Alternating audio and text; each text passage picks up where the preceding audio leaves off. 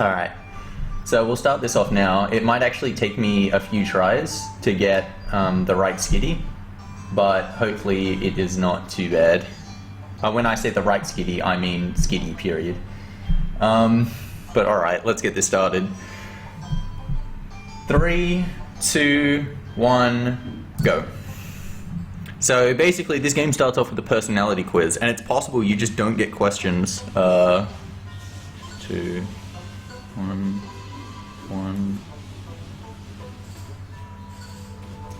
1, 1, 1. Oh my god, I'm getting so many questions. Okay. Well, I put in boy instead of girl, but I didn't get the right nature anyway. Basically, you need your nature to say hasty, and then you need to be a girl. What am I setting the clock for? What am I doing? Hang on.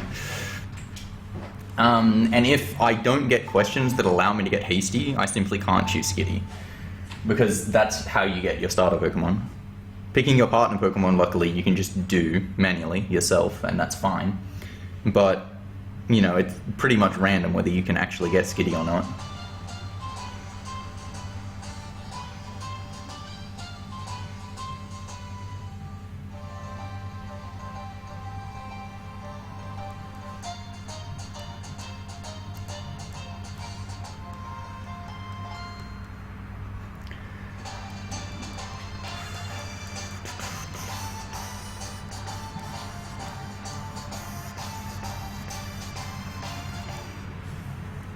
Alright, let's try this again.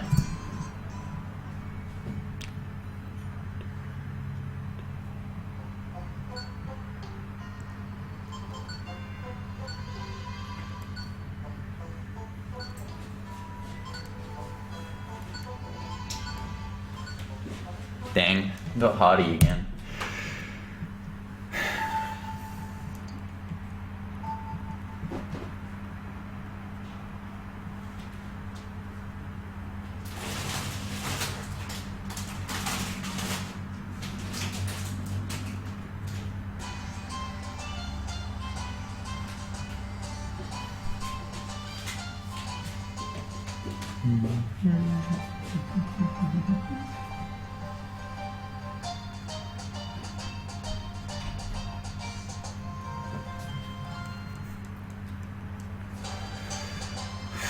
Okay, let's try this again.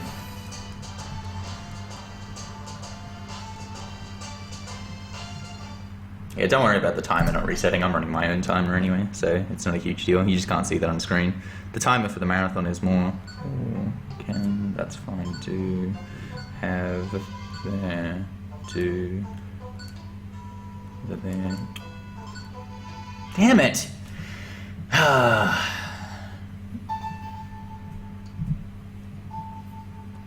The timer is there for more the marathon's sake, so you know how long the actual run is taking. Hopefully this shouldn't take too many tries. It usually takes me about 4 or 5 tries to get the skitty.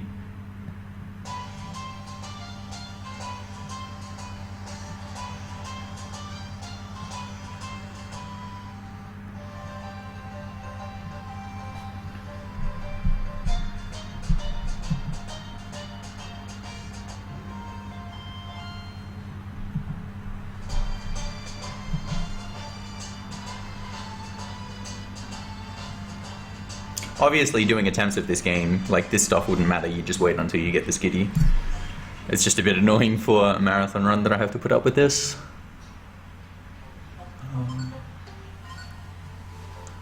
Oops, that's 2.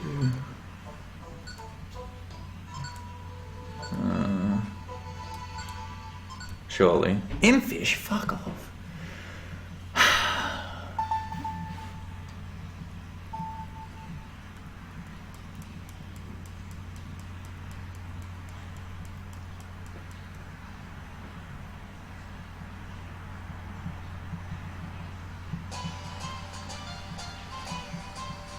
Yes, the reason Skitty is so useful as the starter Pokemon is Skitty has, it starts off with Tail Whip and Tackle, and so for the bosses, Tail Whip is actually imperatively important because if you just attack them neutrally, because you're so underleveled throughout this game, you just do 1 damage pretty much the entire time.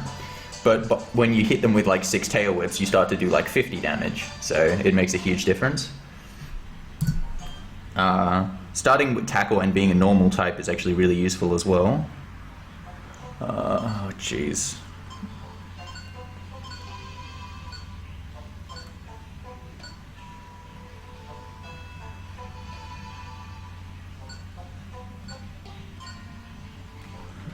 Unbelievable. Anyway,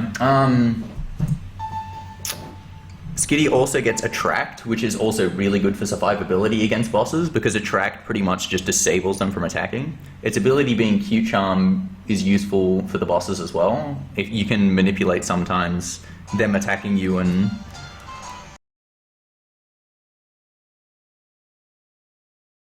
them just getting Attract without you having to use it. And then for the last 2 dungeons, Skitty learns Double Slap, which is just the most important move in the game for those 2 dungeons, like by a country mile. Double Slap is basically tackle, but 5 times. Like, the amount of damage that it does is comparable to all other attacks, and it just does it, like, you know, 2 to 5 times. It does miss a fair bit, but its power is just so much better than everything else. The partner I choose is also Squirtle. It's the to have. It is. I want to go home soon, I think. This one doesn't matter. Damn it! That's the wrong one. Fuck! I think if I'd chosen the right one on somebody, that would have worked. Anyway. I choose Squirtle as my partner as well. 2 main reasons for that. Again, Squirtle also gets Tail Whip, which is imperative to lower the defenses of bosses as well. It like just stacks with Skitty's Tail Whip to do more and more damage. And so of the Pokemon that learn another defense dropping move, that is, what is it, Squirtle, Totodile, Cyndaquil, who has Trico, I think, is the other one. Squirtle is the best of those 6 or however many it is, purely because it learns a 3rd attacking move at level 7 in Bubble.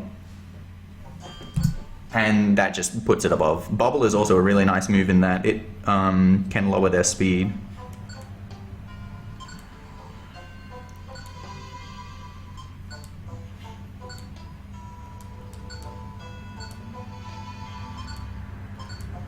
Fuck! Still didn't get it. I thought that one was it for sure. This is ridiculous. Well, it's a good thing I'm actually going to get world record once I get the Skitty, hey.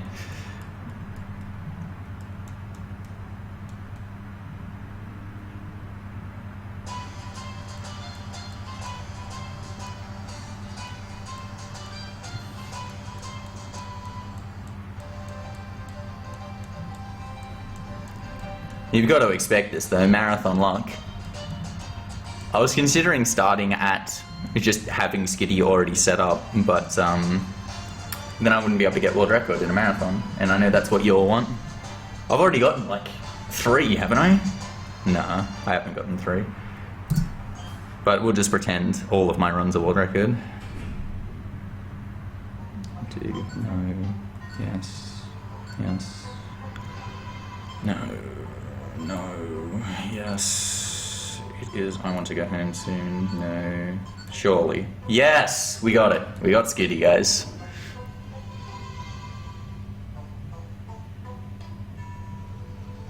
Alright, time for world record. My partner is Squirtle. Okay, let's go. Okay, so throughout a lot of this game, if you've played this game casually, you might know it's actually really difficult to play casually. Like, your first time through, you die a lot. But what you can do in this game is, I wouldn't quite say RNG manipulation, but let's use that term just because it's quite familiar to a lot of people. In that, if you quick save in a dungeon, and then you start the game again after a quick save, you just go back to where you were in the dungeon from a quick save, but the level layouts from that point on are consistent. You always get the same ones. So after the first floor, assuming you play 100% correctly, you can always get the same patterns over and over and over again. The first floor is always random regardless, though. There's nothing you can do about that. There are other instances where the floors are going to be random as well, and a lot of them are going to be at the start of the game. For example, in Tiny Woods. I don't manipulate in Tiny Woods because the floor patterns that you get for floor 2 and 3 are on average worse than what you get just by doing it randomly. So I rather just, you know, go straight through like this. Hopefully we can get some good... Oh, that's good. I didn't do this also. Move, select...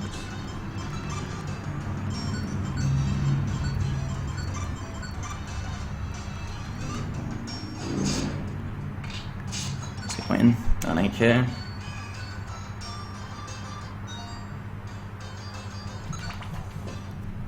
Well, that was pretty amazing. That start.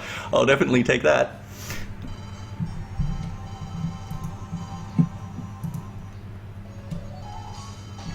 The other thing you can't control, however, in this game is your experience, because the fights you get throughout floor 1 are random, so the amount of experience you get at different points is, like, it varies, because, you know, you might fight all these Pokemon here, but then not these other Pokemon there. And if you get a level up on a dungeon, sometimes that can change the way enemies move on those floors. So I have to keep really important note of my experience pretty much at all times. The other thing I can't control is that the missions that I get, in a lot of instances I'm going to have to do like rescue missions in order to advance the plot of the story. And the missions that I get are not, like, I can't control what they are, and sometimes you can get delivery missions for items that you just simply do not have, and that can be a pain in the ass. So even though I'm manipulating a large proportion of the game, there's still really a lot of things that can go wrong.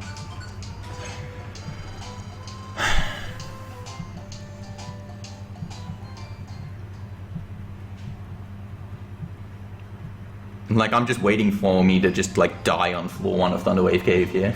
Could totally happen.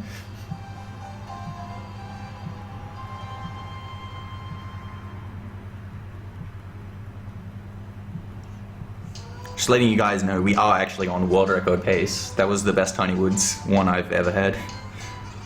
I wasn't joking.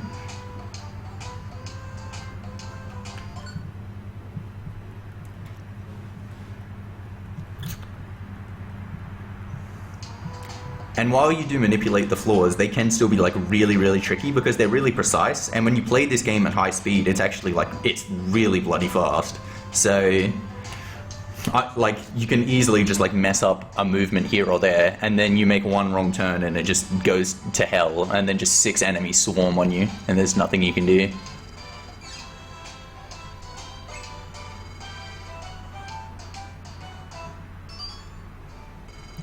This game is really cool and it has really good music though, so just sit back and enjoy it. A lot of the movements you'll be seeing me do inside dungeons as well, they're not the fastest way to get to the stairs, but what they're going to do is, I'm going to be doing like certain movements to manipulate the enemy patterns, like just walking around in a circle at some stage might make enemies that would otherwise obscure your path to the stairs run off and go somewhere else completely.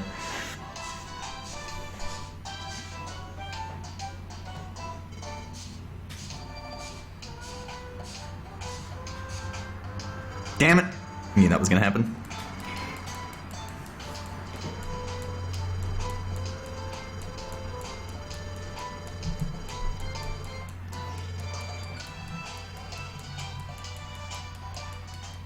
Alright, here we go. Thunderwave Cave.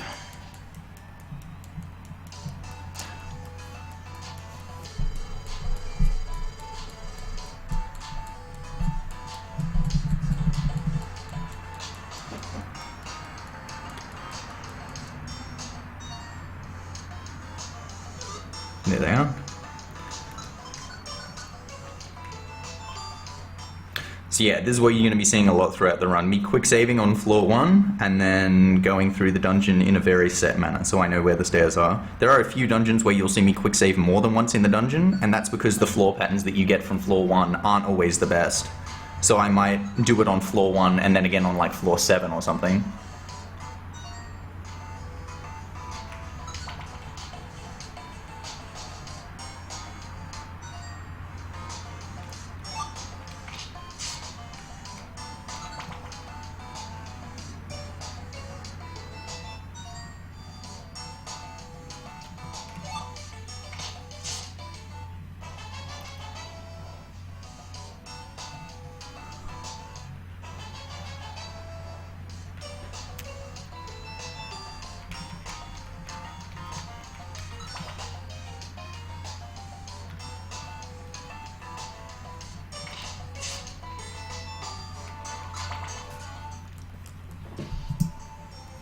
Okay, so there I picked up an apple and a pecha berry extra, just in case they show up in delivery missions later. It's also quite possible that I'm going to need that apple for hunger in Magma Cavern, because you do need to eat something for hunger in Magma Cavern, and I'd like to have the apple rather than use a gummy, so if I don't get it on a delivery mission, it still helps out for later. And okay, this is the first place where I'm going to need to do 2 missions. So what I'm going to do here is I'm going to go to Pelipper's delivery thing, what's it called? Post, whatever it's called, alright? And I'm going to pick up all the jobs. I need to do 2 missions here, so I'm going to do it in Tiny Woods. Oh, whoops. Ideally, you only do missions in Tiny Woods, Thunderwave Cave, and Mount Steel.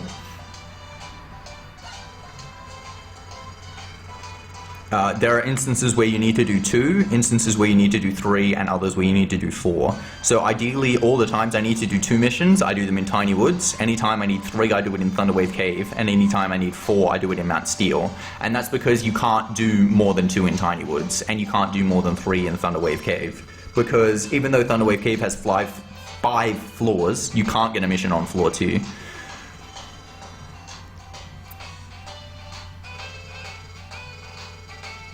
You also can't manipulate the things that you get as a reward from the rescue missions. So ideally I get a few reviver seeds here as my rewards so that I don't have to worry about dying so much later on.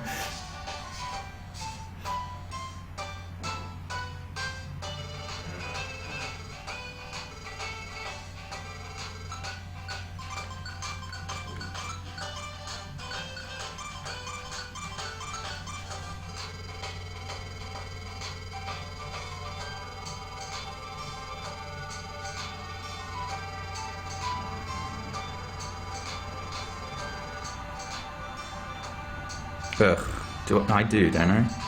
Yeah, okay. I was just making sure I had an orange berry, I wasn't sure. Okay, so the other thing that you might not know is when the missions say near a floor, that means you don't actually have to do a rescue mission there. So if you get near, that's actually really good.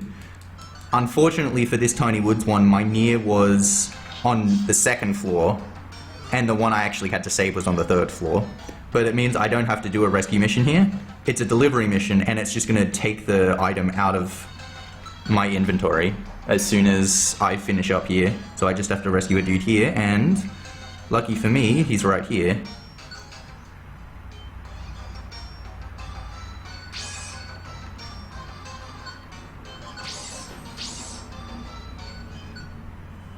I probably should have picked up another orange berry there. 100 poke, that's really shit. 10 Graveler Rots would be nice at this stage and this stage only as well. Wow, those were the worst 2 possible things you can get. 100 poke, dude. Unbelievable.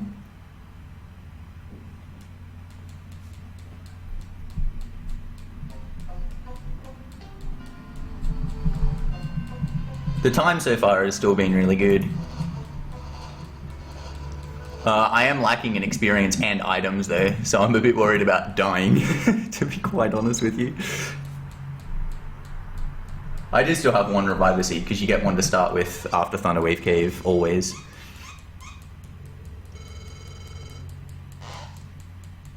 but you can definitely die in Mount Steel Floor 1 if you get a really bad starting pattern. Like, Spearows can just like use Peck and just destroy you pretty much.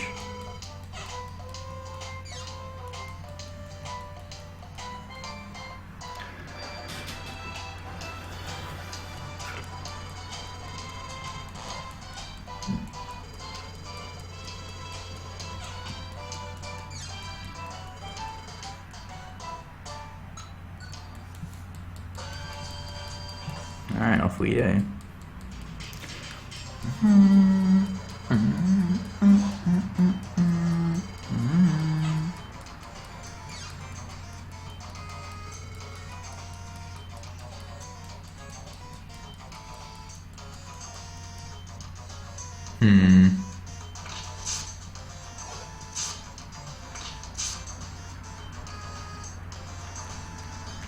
Nice. Picked right. Okay. Okay, so on the second floor here, there's a strat you can do that involves pressing B and A. Basically, you need to waste 11 to 14 turns, like straight away. And I'm not confident that I'm going to hit that naturally, so I'm going to just time it out. 1, 2, 3, 4, 5, 6, 7, 8, 9, 10, 11, and then go.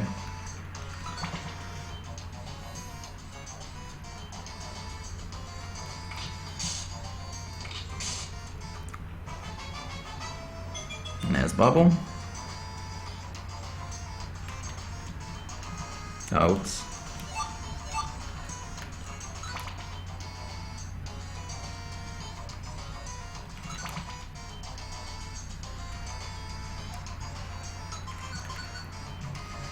And so I'm doing another quick save again here because, like I said before, the patterns after the fifth floor, after doing it just on the first one, are really bad. So I'm going to do another one here and then take 6 and take it from here because this gives much better patterns.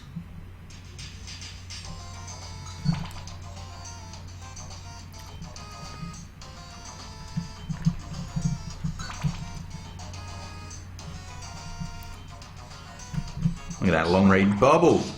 Got him. Pokes me.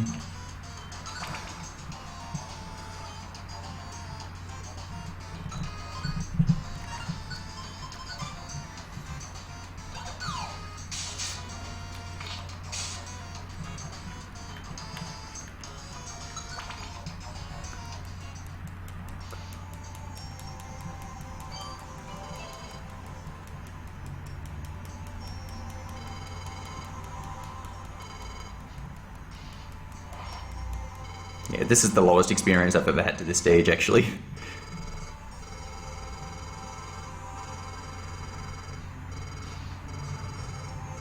I'm usually level 7 for that Beldum, so I don't have to throw a rock there, but at least I noticed I was level 6, so I had to.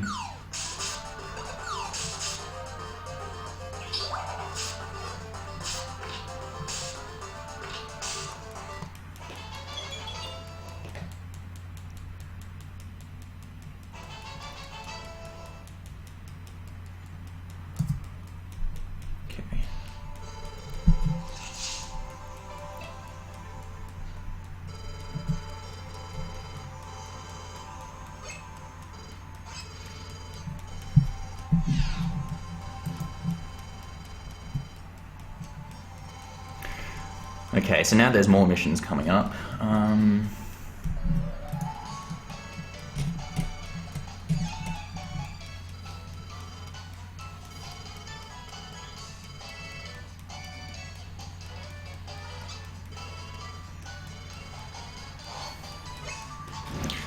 So I'm going to go back to the board here because I need to go talk to Wigglytuff anyway and accept all jobs, except I am not going to take Mount Steel 5th floor because so the pattern of the floor layouts are the same from doing when you do the quick save manipulation, but if you have a mission on the floor, it gives a different pattern to if you don't have a mission on the floor.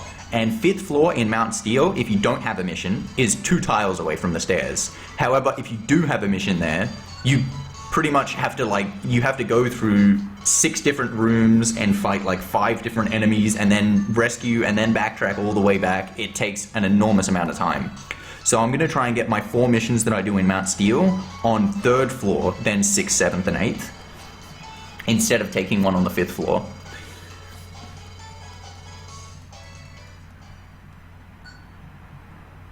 The next thing I do anyway is 3 and then 2. So I'm looking for, I've already got my Thunderwave Cave ones, and they're just all rescues, which is fine. Don't have any deliveries.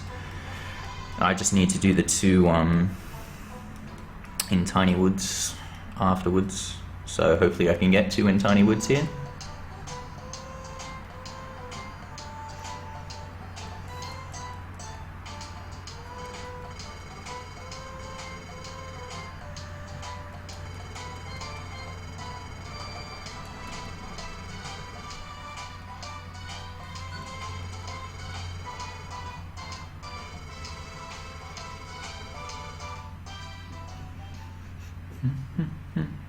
Ideally, I don't like buy any items from Kecleon or use the Kangaskhan storage at all, but I am going to need to use Gulpin at some stage. Voltorb, no.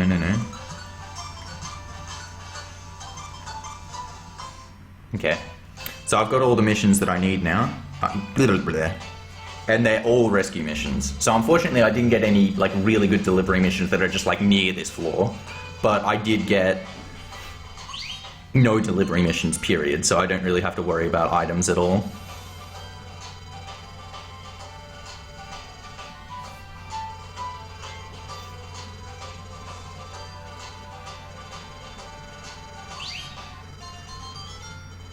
At this stage, anyhow.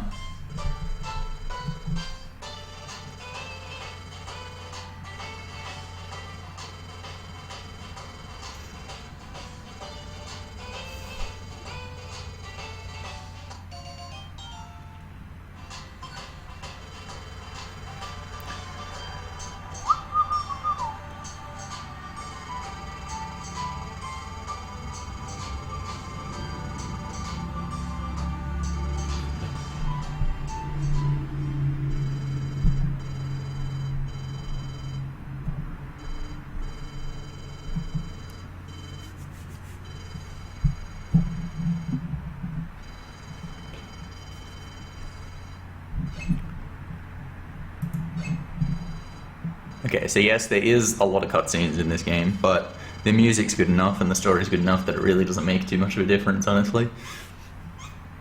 And this game, even though like it used to be pretty much just RNG the game, but now honestly I think it's the highest execution Pokemon game out there.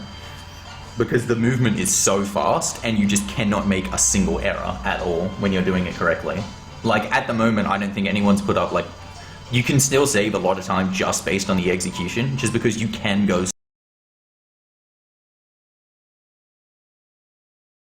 so much faster because the movement is so quick when you do it properly.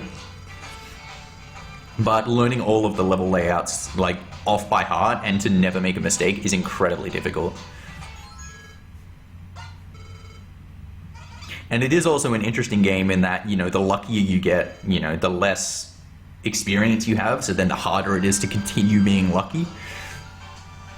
And you do need lots of extra experience before Magma Cavern. Like if I don't have Double Slap before Magma Cavern, I have no idea what I'm going to do. So I need to be level 15 there, and if you don't get any extra experience, you're not even close to level 15 before Magma Cavern.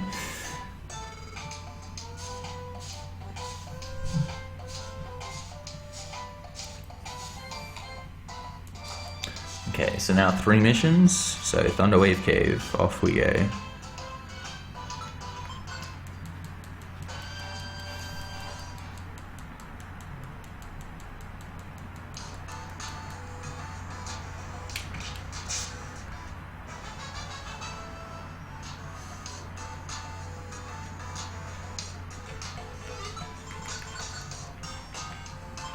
Okay, that wasn't too bad. I'll definitely take that.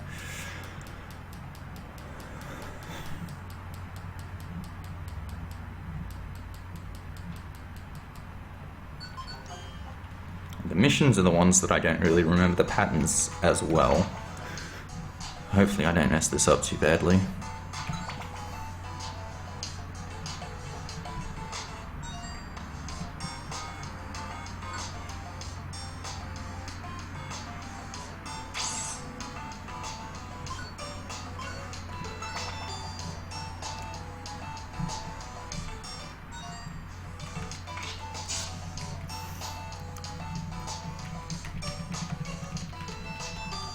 Damn it! I did it again.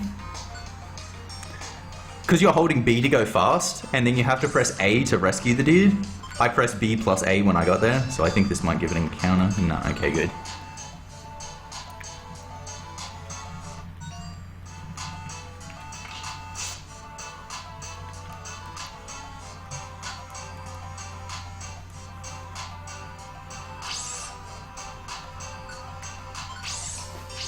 Okay, that wasn't too bad. Could definitely have gone worse. Also, I like how it's always Voltorbs. Revive a seed, that's good. Alright, up to 2 seeds. Also, Max Elixir is not useful. Revive a seed, alright, up to 3 seeds, that's good. I feel a lot more comfortable now.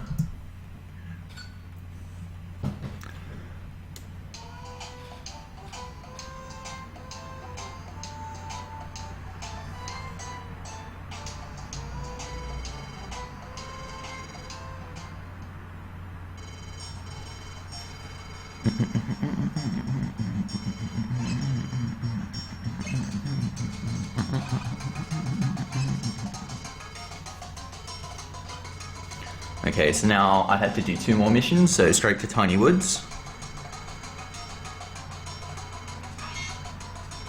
By the way, for anyone who was wondering, at this stage I am 36 seconds ahead of world record, and I'm like 22 minutes in. Ignore the actual, like, the timer on the marathon, I'm just talking about, like, the actual run once I got the skiddy, of course. And so this run is actually, like, really good pace right now. It's going really well. I'm a bit worried about my experience, but that'll probably get negated later on, because obviously the experience you're getting at this stage is negligible compared to how much you get later on. The only thing that's annoying about the text, like, you can hold B and just go through the text straight away, but if you hold a direction, then it doesn't clear at all. That's good. Both rescues. Is that him there? Damn it, fuck off, Wimple.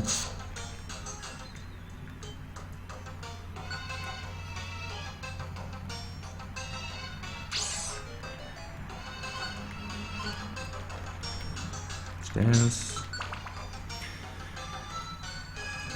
Rescue, rescue, rescue, rescue.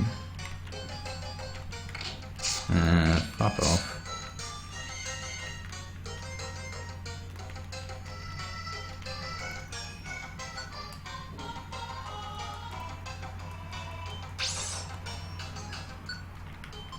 So, like, if I want to run down straight after getting text, I can't, like, hold B and down, otherwise the text won't clear. I have to hold B, wait for it to clear, and then press down.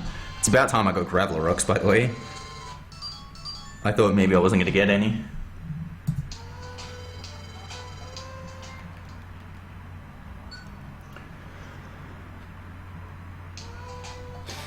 Okay, so now I'm going to go back to the board this time and get Thunderwave Cave missions. Get 3 again for later. And then I'm going to go Link Moves and then head off to Sinister Woods. Oh, I'm so underleveled. Actually, maybe not, but I'm not even close to level 10.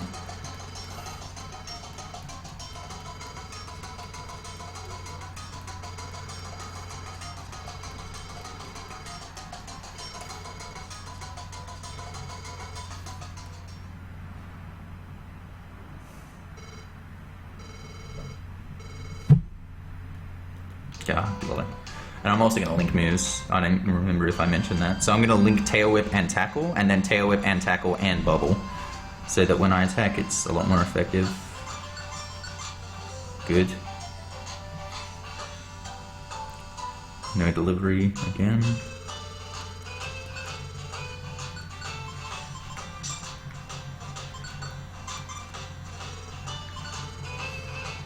Okay, done. Now after Sinister Woods.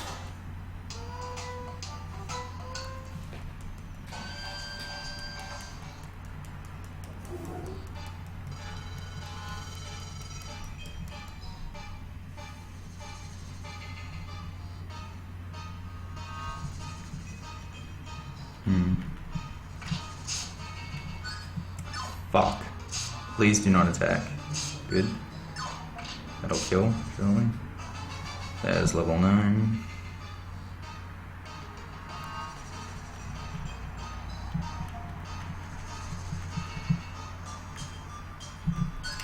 I want to make sure we're both attacking this at the same time so he doesn't get a chance to attack me.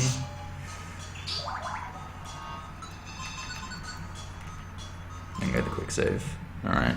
Well, that wasn't great, but I mean, it can be a lot worse, obviously.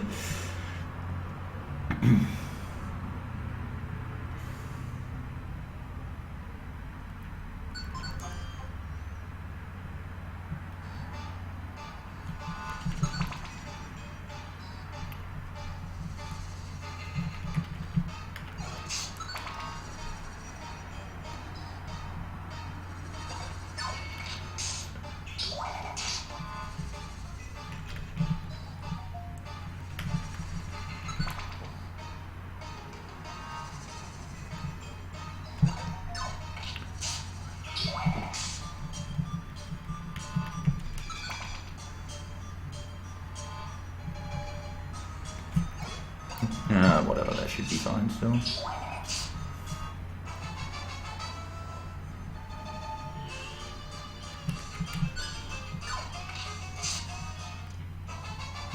Yeah, it's level 10.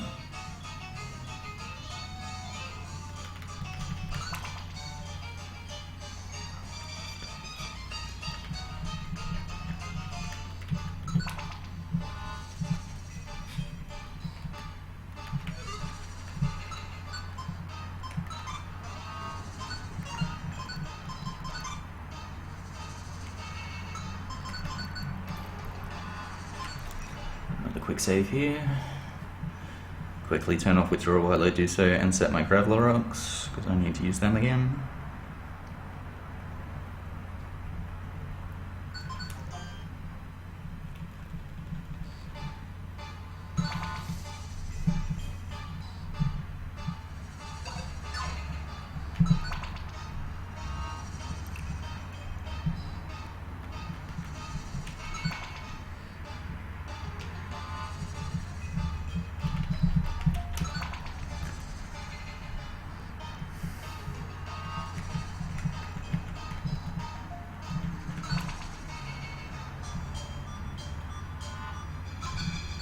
Damn. Okay, and now for the boss.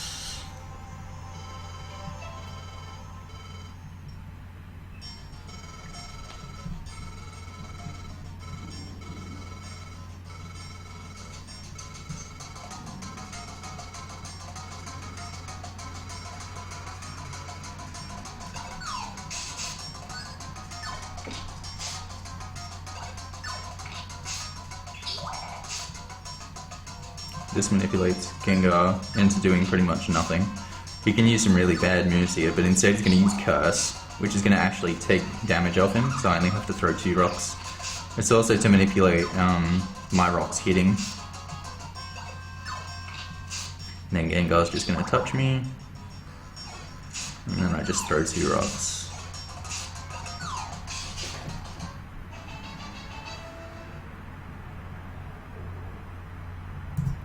Okay.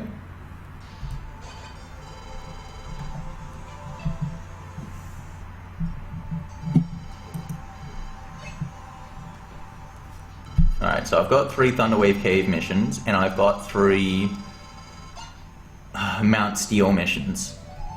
So I need 3, 4, and 2, but you can only hold 8 jobs. So what I'm actually going to do is I'm going to hold one of my jobs in the letterbox. I'm quite confident that right now I have the 3F mission in my letterbox for Mount Steel. So that's my 4th one for Mount Steel. So I just need 2 in Tiny Woods. So I'm going to go to the board now and try and pick up Tiny Woods, because I don't want to do too many dungeons before I look for them, because then it'll give it too many options. It'll be like, oh, you could have missions in Mount Thunder and Mount Freeze and Mount Blaze. So there's not going to be much chance for Tiny Woods to be there. So I want to go there straight away. In an absolutely perfect run, you would just wait until you have to go back to the board for the Uproar Forest mission, but I'm not risking there just being 2 there at Uproar Forest. That's just ridiculous.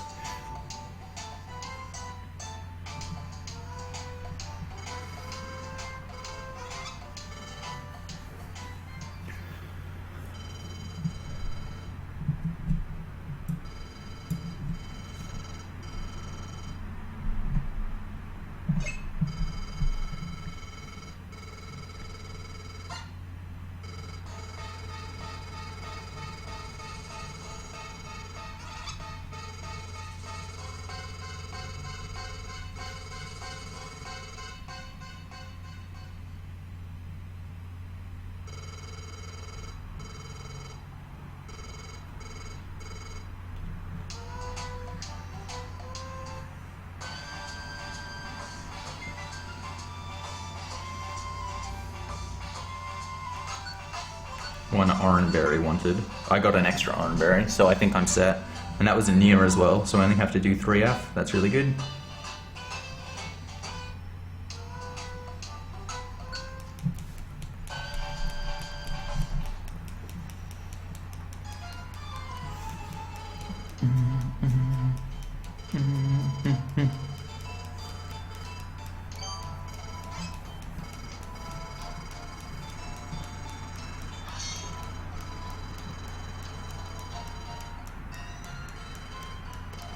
Okay, so there's a really good example. 6th floor of this one, I have to do something different if Squirtle is level 11 and if he gets level 11 during the floor, because it's going to change the enemy patterns. There are a few floors that are actually really important in this one. 5th floor is another one that I've got to pay a lot of attention to.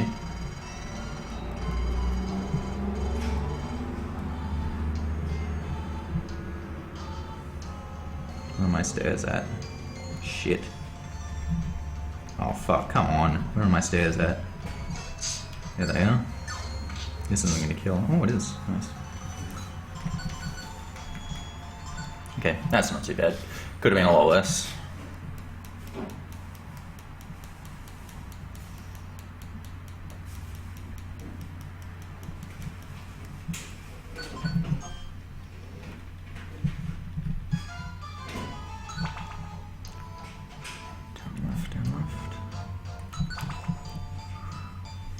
And like this might look a bit stupid, but it's to manipulate as well.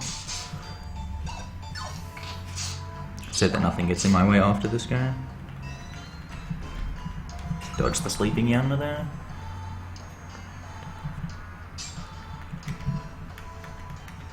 What am I doing? Just get in there. Alright, so regular attack.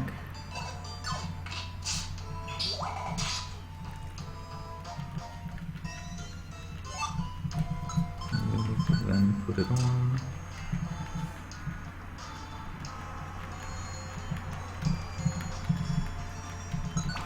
Alright.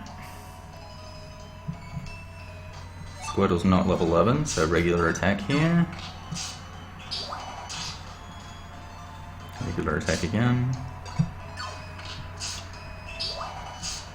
Does he get 11? He gets 11. Okay, so I'm going to have to try and do a bit of tricky manipulation here. And then I just completely fuck up. Okay, never mind. I just went the wrong way. I'll just kill this. Nice crit. I'll take the experience. That wasn't too bad. Again, just one enemy. Alright, whatever. I'll take it. And here I'm going to manipulate this critical right here, and then I'm going to do a bit more. See, like this, and then like this, and then like that. To get into the stairs without an encounter.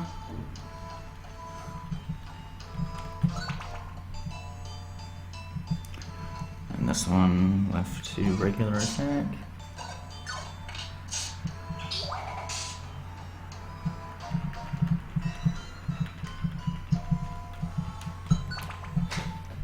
Done. Okay, that wasn't too bad. It was pretty quick, and I got some experience back that I was lacking a little.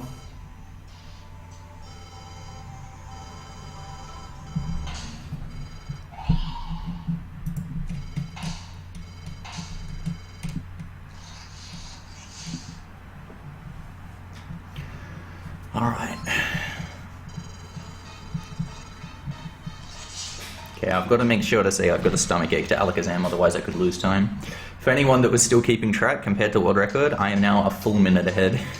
This run is going really well.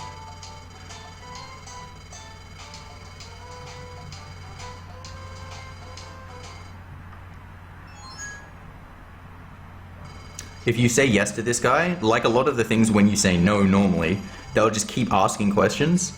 Like if you say you're determined, they'll just be like, are you sure? Zapdos is a beast, you know? But if you just say no, they just straight away just go to the point where they're just like, oh, okay, he's not going to fight. And then your partner defends you. Yeah, see? It's just like, no worries. That's the case for a lot of things if you keep saying no. Like if you're just like, do you think it's, like, do you want to form a rescue team? No. He's just like, oh, come on, I think it'll be great. No. Oh, you're just joking with me, aren't you? Yeah, you'll do it.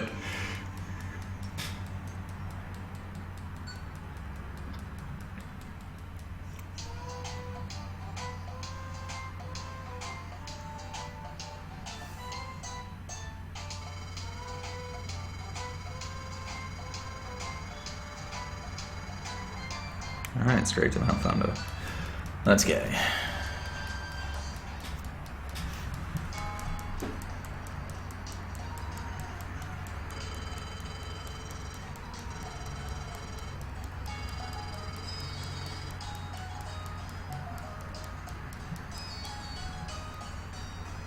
That's not stairs. That's not stairs. There we go.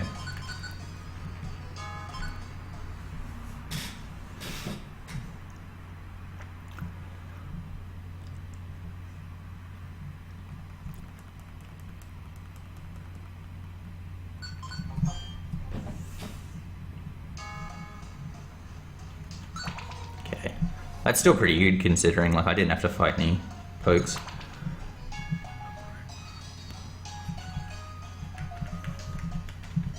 And see there, I just like ran in a circle to make sure I didn't run into any of the things.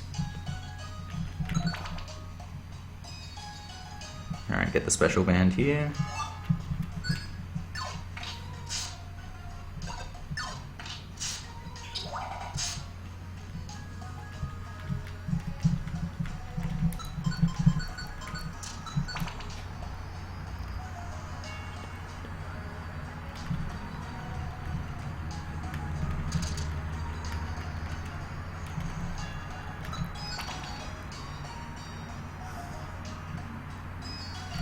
No, whoops. Almost didn't attack him, that would have been really bad. And Squirtle gets the kill here. Squirtle has some nice tight matchups on the things it needs to as well. See, Bubble there is really nice.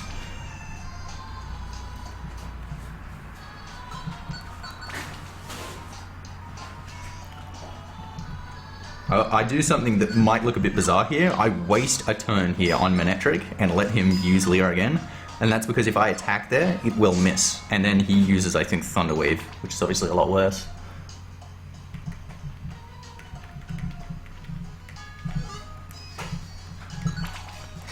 Alright.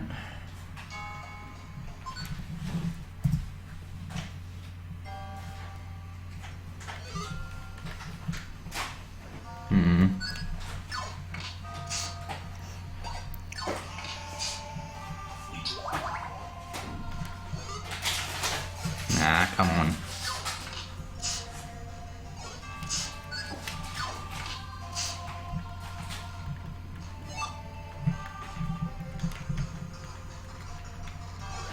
This is my first bad one. This is not good at all.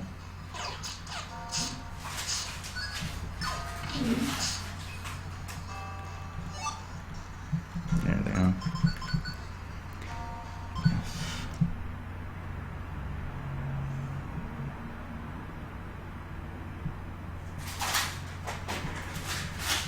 That really wasn't great, but I mean, at least I'm less worried about experience, I suppose.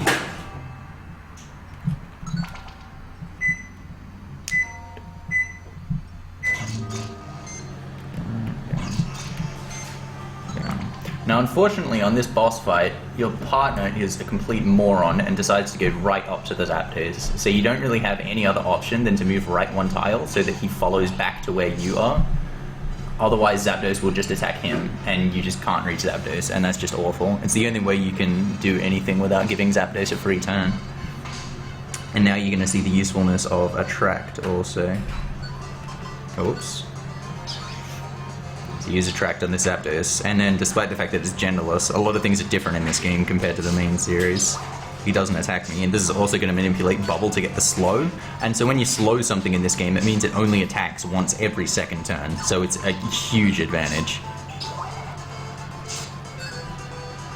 And these birds also have agility, which obviously has the opposite effect, so getting the Attract and then the Bubble just, it makes an enormous play. And then I can just take out Zapdos with ease. And as you can see, like, the difference in the tackle damage that I'm doing here once I get the defense drop, like, it is quite substantial.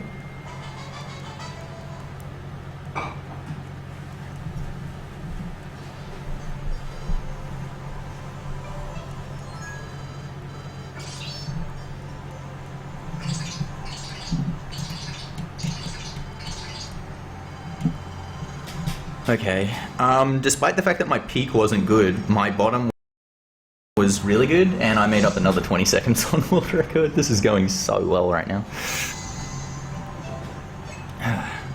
Hopefully we can keep this momentum going. Alright, Grand Canyon. Grand Canyon does have a few tricky ones as well. Oh, Great Canyon it's called. Alright, it says Great Canyon in my splits and my notes. I still call it Grand Canyon. Just because that's like the first thing that comes to your mind, just because it's so close. Anyway.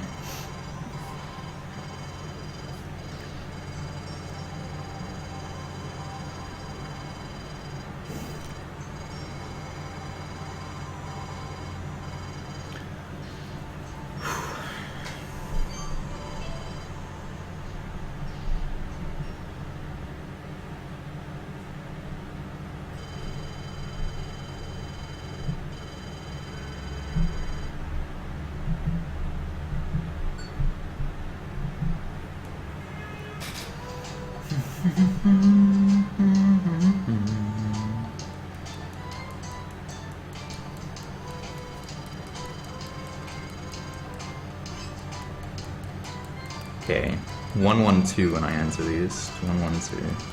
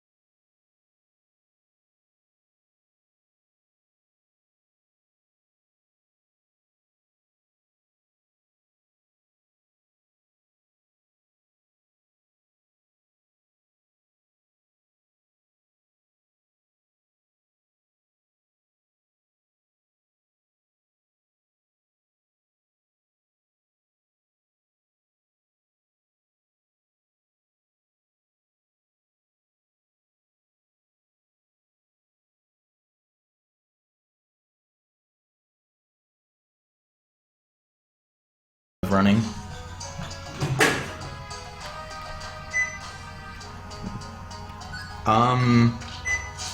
What did I do wrong there? Shit! Yeah, I did something wrong there, unfortunately. I was one tile too late. So this is gonna cost a little bit of time, but it'll be a lot of experience though.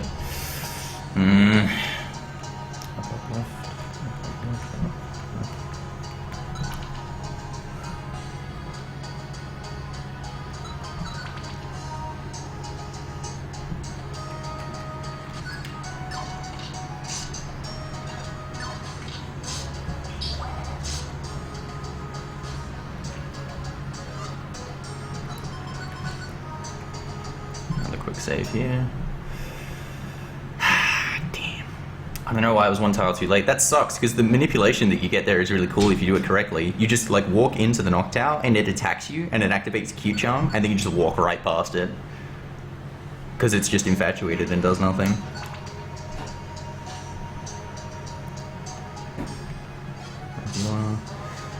uses smoke. Then I go the attack, critical, and kill.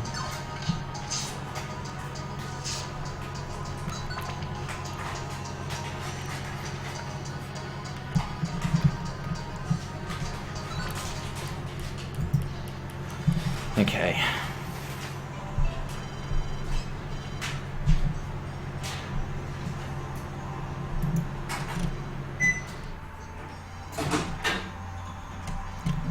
And so that's the last before I set out as a fugitive. I've still got 3 Reviver Seeds. The run's really well placed. I feel like I've still gotten a fair bit of experience as well, which is really nice. I'm not really concerned about that like I was at the start of the run. Damn it! I chose the wrong thing to do to Zatu there. You meant to attack him, not tickle him. This is just way more text, you know? Well, not way more, but it does waste quite a few seconds. God damn it.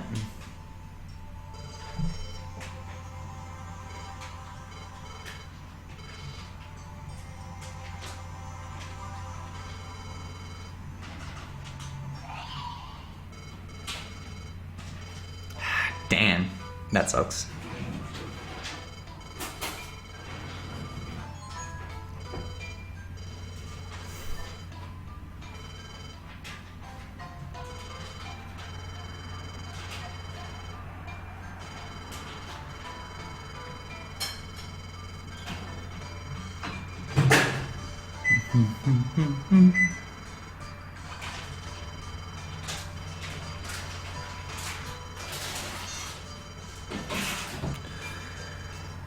Okay.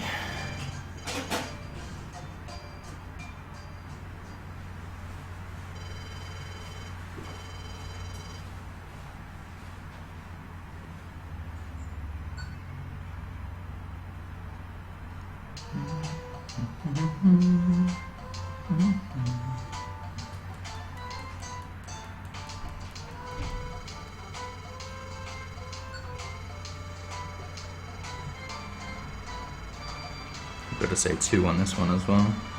When I say 2, I mean the second option. I was meant to do that on Zatu, but I wasn't paying attention. It's because I scrolled past it on my notes, and once it's gone on my notes, I'm just like, yep, that just means mash A. In case there's any questions. Like right here, it doesn't say anything, but I know there are questions somewhere. So I've just got to mash A. Like holding B clears the text straight away. I'm not really mashing A, I'm just like pressing it casually, just in case any questions come up. Because I know they happen at some point.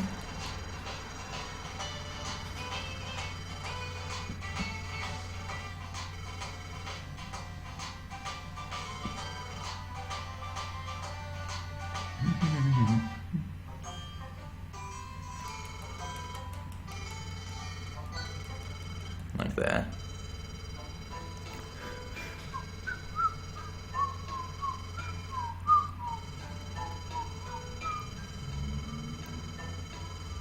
If you wanted to get a drink at any time during the run, by the way, this is probably the time. These cutscenes are quite lengthy right here.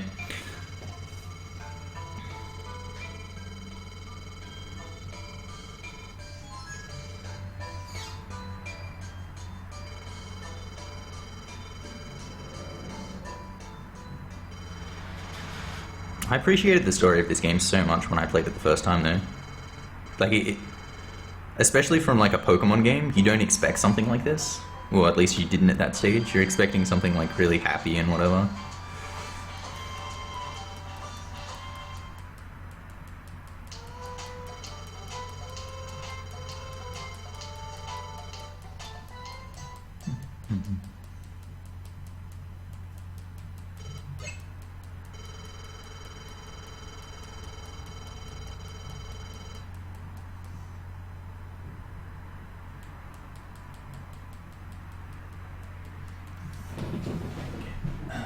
In fact, I'm gonna get a drink too.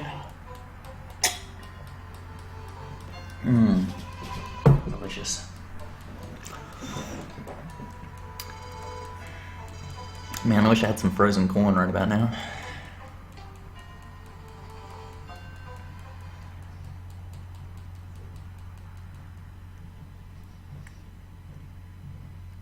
I'm really disappointed that I tickled Zatu. It's like the only like real mistake that's happened so far. Everything else has gone like just super well. I've got 3 Reviver Seeds, I'm alright on experience, the floors are going well, I've got all my missions set up. I don't have to worry about items.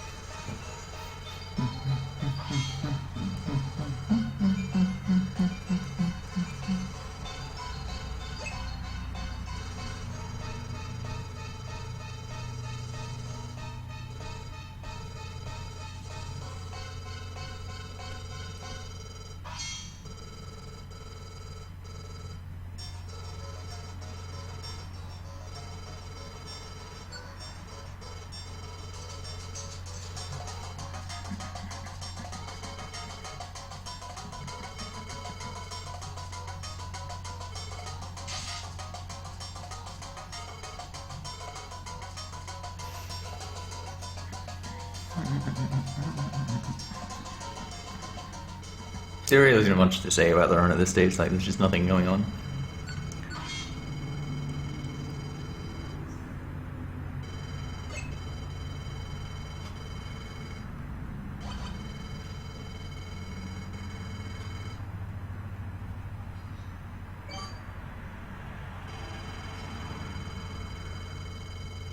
I love how the town meeting happens in like 20 seconds. Sounds like they put a lot of thought into it.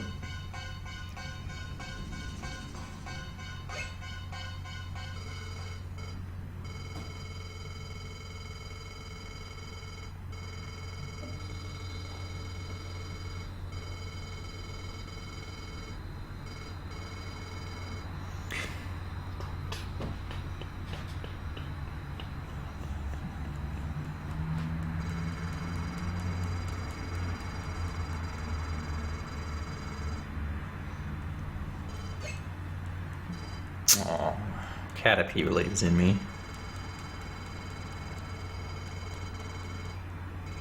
They made such a great choice with the pokes as well. Like using Caterpie in this position, it was just such a great decision.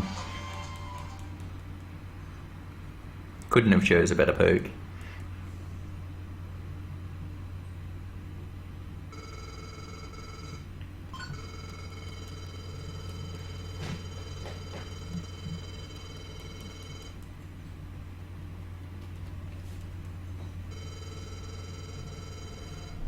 Oh, this is another great track.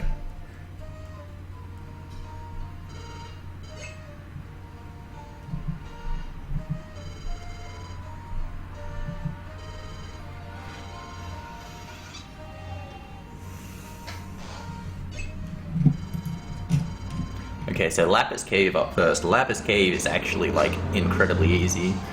It's the only one that really doesn't have something about it. Like, there's 4 dungeons that you do here when you're a fugitive. So you do Lapis Cave, which is just you go straight through a cave. Then you do Mount Blaze, fight Moltres. Then you do Frosty Forest, fight Articuno, then Mount Freeze and find Ninetales.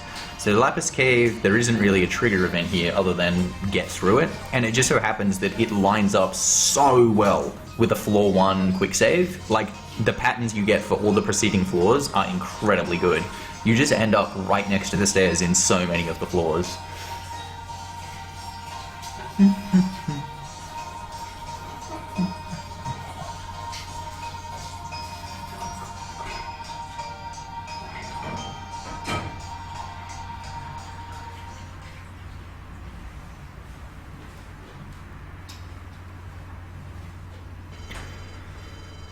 Alright, here we go.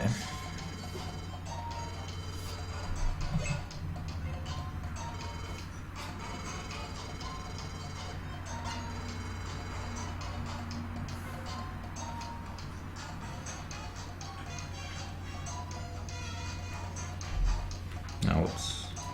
Nice.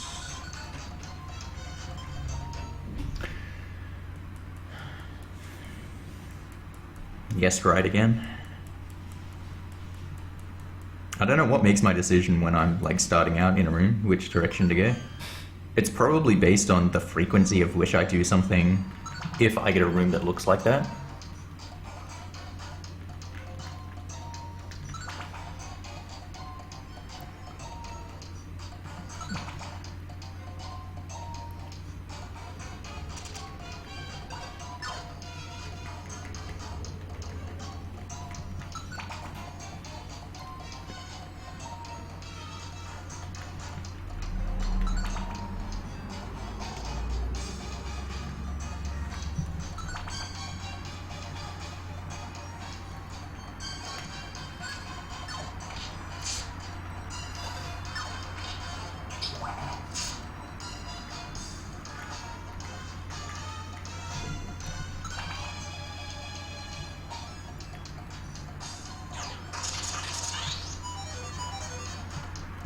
Ah, come on.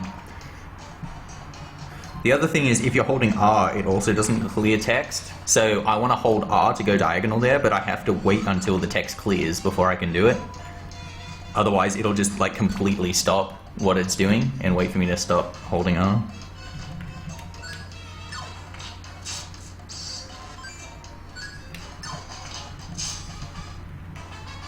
That's level 13. Now I could learn Sing here, but I'm not going to.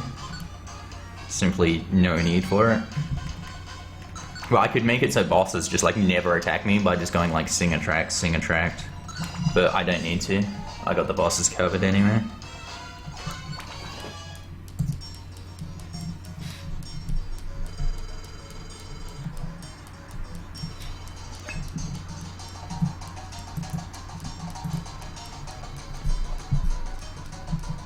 Okay, and now we move into Mount Blaze. Mount Blaze has got some tricky stuff in it. The same thing's going to happen for when Squirtle hits level 13 as well. He's going to learn Water Gun, and Water Gun you would think would be really nice, but I'm not going to teach it, simply because it's another move, and it's just going to waste time. There is no instance where I need Squirtle to use more than the 3 moves it's got. Like on the bosses, Water Gun's going to be doing 1 damage, because I only like reduce physical defense. Bobble is still useful for killing a few things, just like in battle, like Magmars and whatever. And it's also useful for slowing down, like I think I slow Rayquaza with it as well.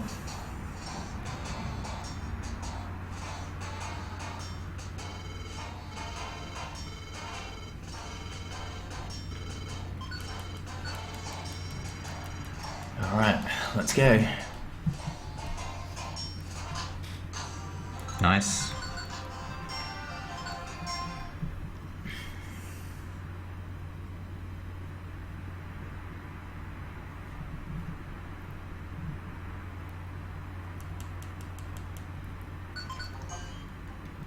Good floor 1 RNG again.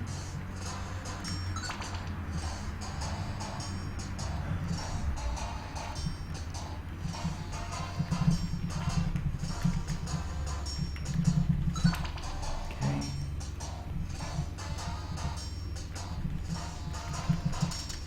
Come on, get in there.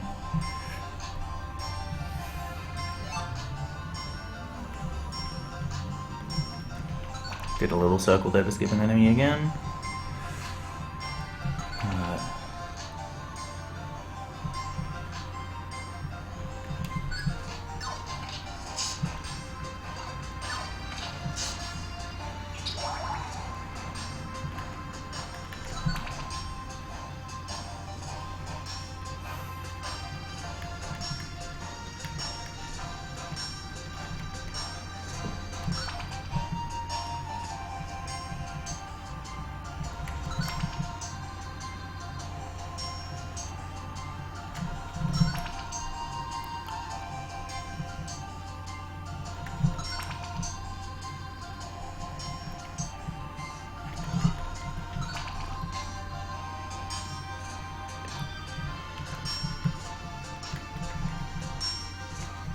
Ah, come on.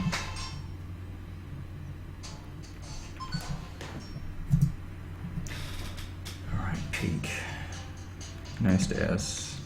No stairs. Fuck. Oh no. I see that Fiero as well.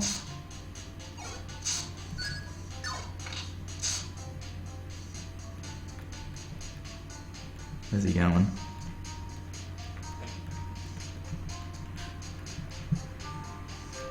Okay, at least I'll have Squirtle here, so hopefully he won't attack me. Fiero is super dangerous because it's got Fury attack. Good. And Fury attack, it keeps attacking even if it kills you. So potentially Fury attack can take like 3 Reviver Seeds off you straight away. So I did not want to give him an opportunity to attack. I played it really safe there, but that was totally justified.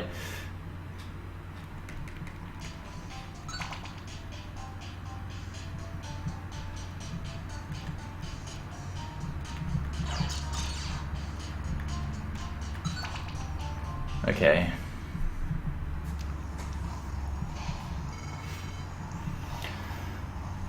For Moltres is pretty easy. I think I've got enough health to take the first attack, so I won't lose a Reviver Seed.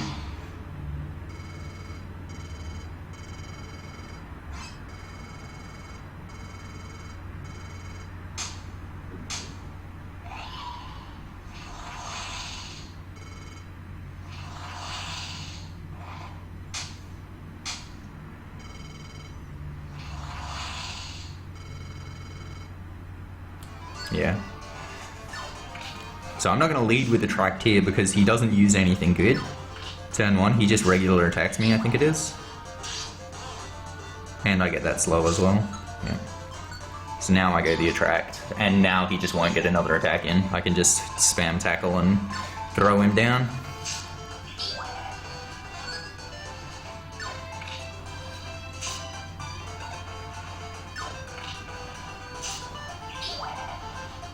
You can see there, even though Tackle is the one, Bubble is the one that's super effective, it's only doing 11 damage, but look at my Tackle doing 50.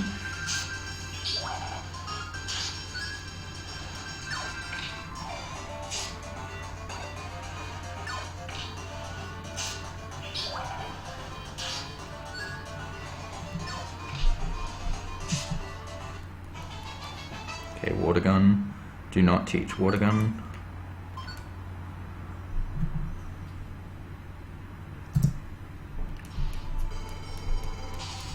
Alright, that's Mount Blaze done.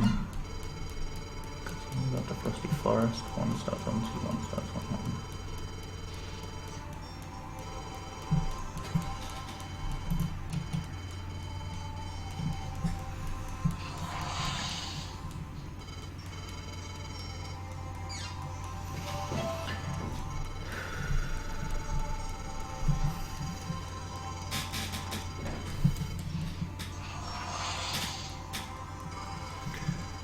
Okay, the peak of Frosty Forest is actually 2 Reviver Seeds you can pick up on the ground that don't cost much time. I'm only going to get 1 of them there, because there's one that costs like no time. It's like 1 tile away from the stairs. And there's another one that's in the same room as the stairs, but it is a bit of an awkward position to get.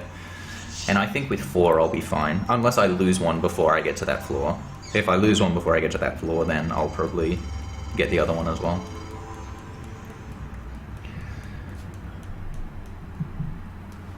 By the way, for those who are keeping track of this run versus world record, I'm now over 2 minutes ahead. 2 minutes and 2 seconds. Things are going very, very well.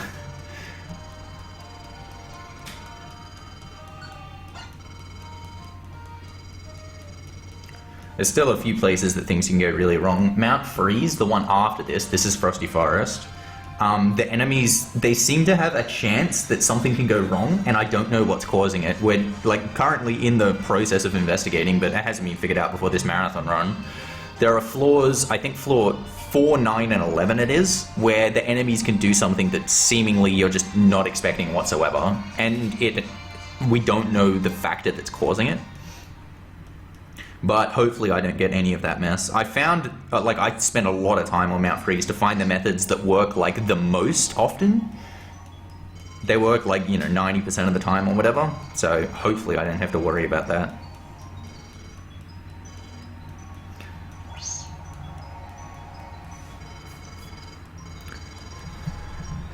Okay.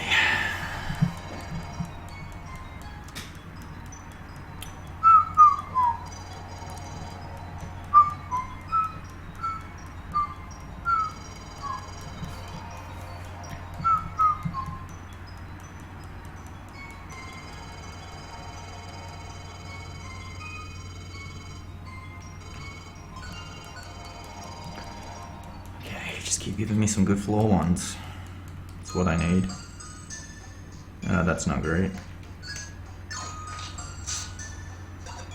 Left or up, left or up, left or up. Going left. Yes! God, I'm making some good guesses. I'm getting these 50-50s like, I don't know how much I am. Probably like 7 and 1 at the moment.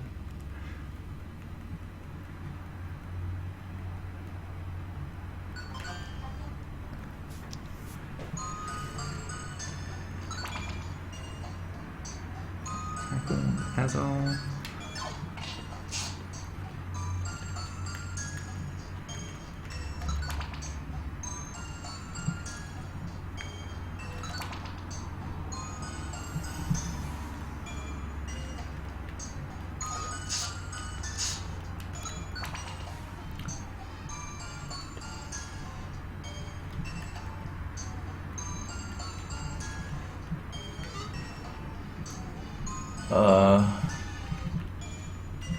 I got kind of lost there. That was really slippy. That's what I mean about the movement. Like, I could have just guessed the direction that I was supposed to go there, because I could not remember, but I'm not really willing to take that chance and then just get completely fucked.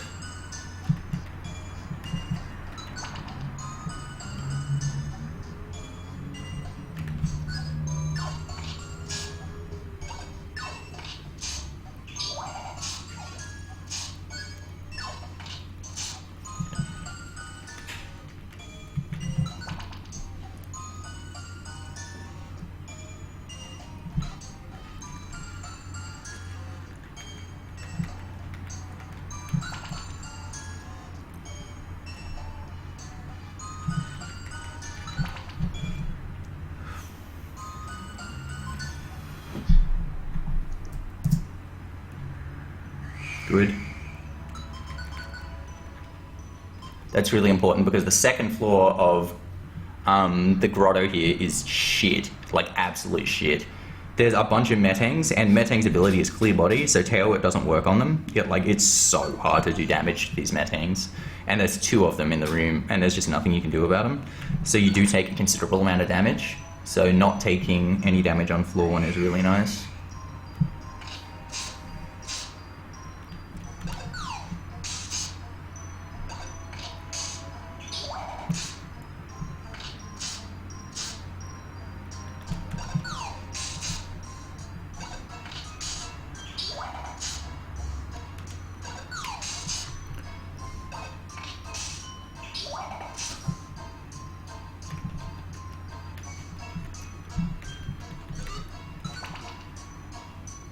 So I didn't get the Reviver Seed there.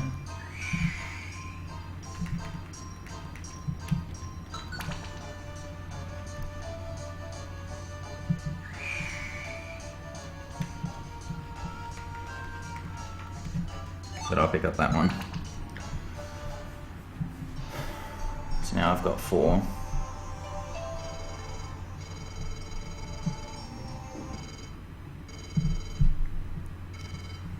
Okay, so to manipulate here, I'm actually going to make Squirtle not attack on turn 1 by turning off his linked move while I use Attract.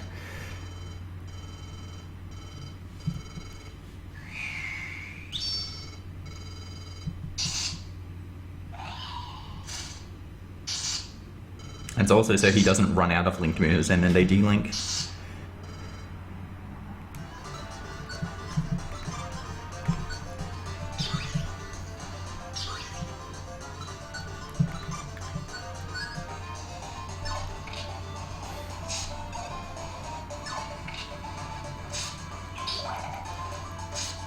and get that slow again.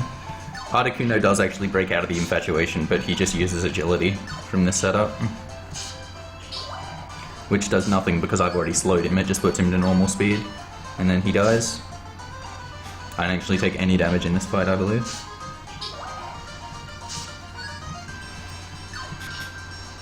That's the crit, yeah. So the next one, I just do a regular attack here instead of the tackle, because I think if I do tackle again here, Articuno uses Powder Snow, or something like that. But I get the slow here again, off Squirtle's bubble, so that he doesn't get an attack. And then I get the kill here with tackle.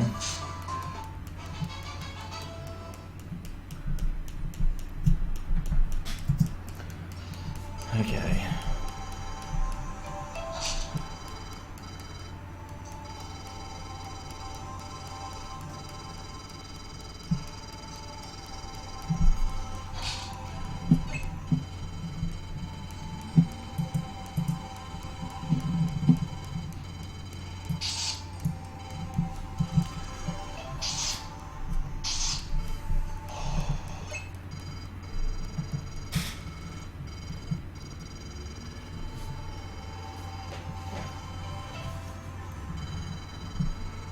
Okay, so now Absol joins my party, which is a bit annoying.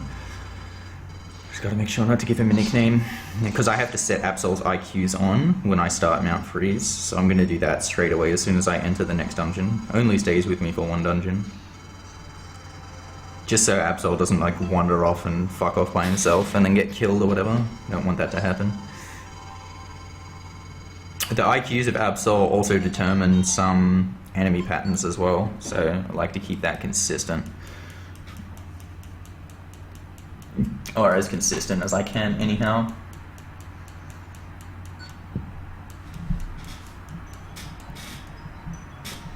Alright, 4 Reviver Seeds.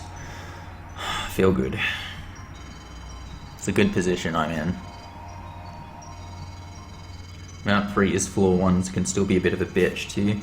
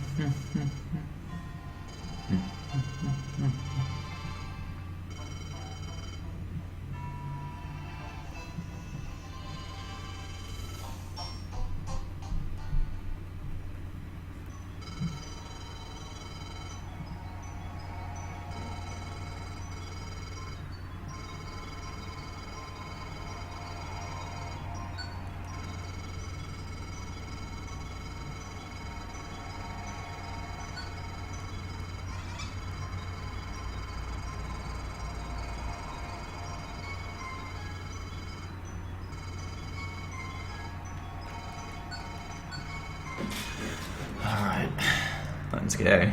Give me those floor 1s.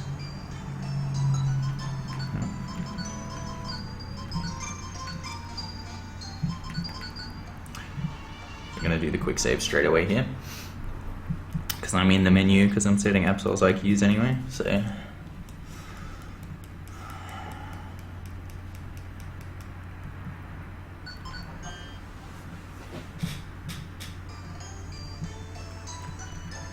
Wait, were they there? Yeah, they were. Damn it, I couldn't see them. It's a good thing I checked again.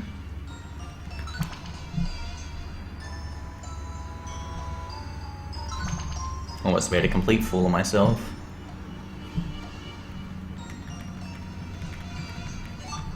Okay, I didn't get Seal this time, that's good.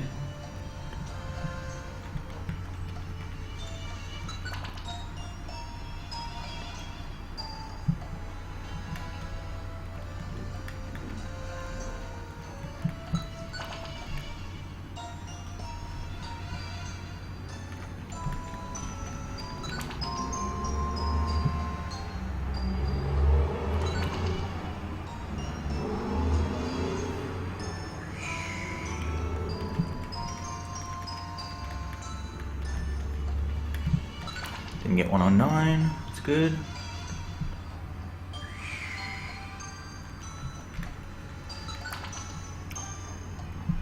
So if I don't get one on 11. I got the critical again! I'm going to get one here. Okay, I'm going to do something different and just hope fucking Chimecho doesn't show up if I do this. Okay, he didn't. That worked out well.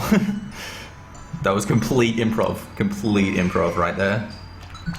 That happened in my PB as well, and I tried on emulator to recreate that like 50 times and could not recreate it, so I couldn't figure out how to skip the Chimecho.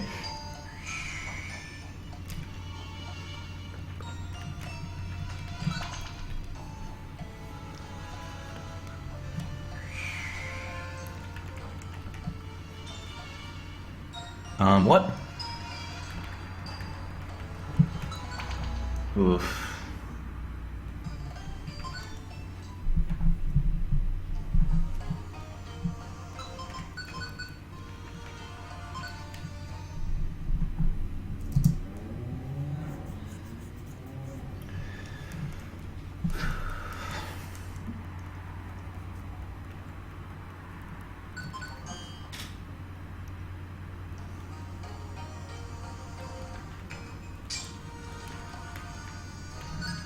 No, Glalie, do not use powder snow. Good. Oh shit. I can't attack when I'm encringing, but I can throw a thing. There they are. Come on, get in there. Okay. Okay, bite, that's good. We'll use bite again. I'm not really worried about that.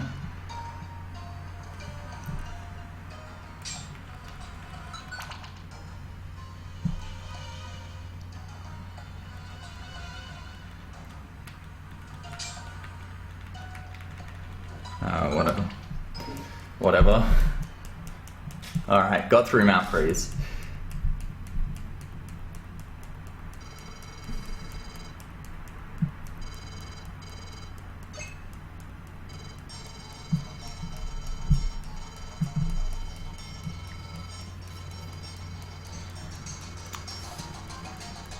And now it's mission time. Okay, so pretty much all that happens from now until Magma Cavern is I do 3 missions in Thunderwave Cave.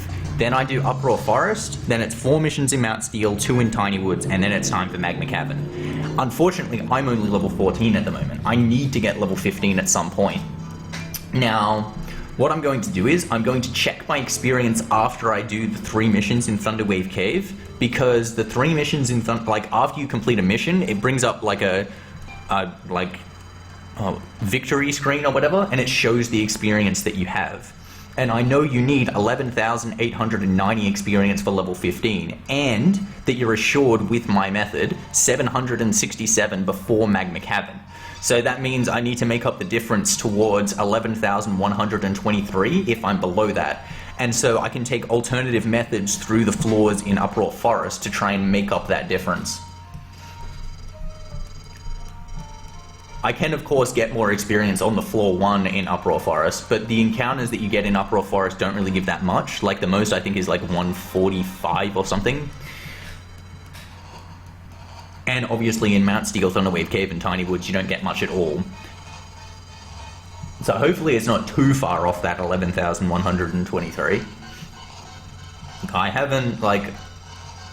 I have 4 things that I can kill that don't take that much time in Uproar Forest, and all of them give 144 or 145 experience. So combined, that's... I don't know what that is. Offhand. What is it? 4 times that? 4, 5, 78? Something like that.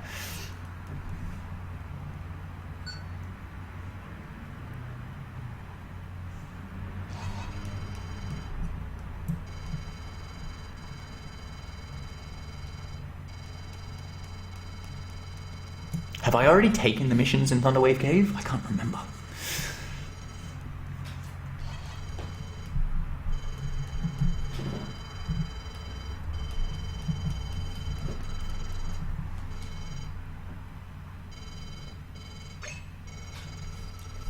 Don't remember if I have to go back into the menu to take the 3 missions.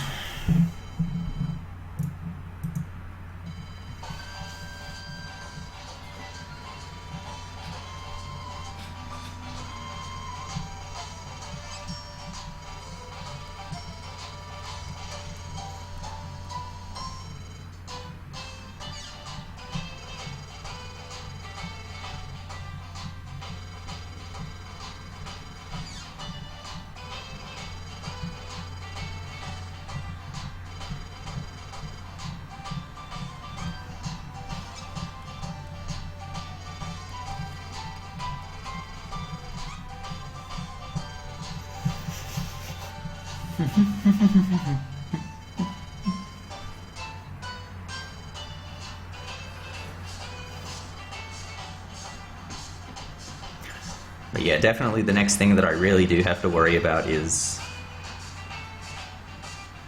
getting to level 15 before Magma Cavern. Gotta make sure to check experience after Thunderwave Cave.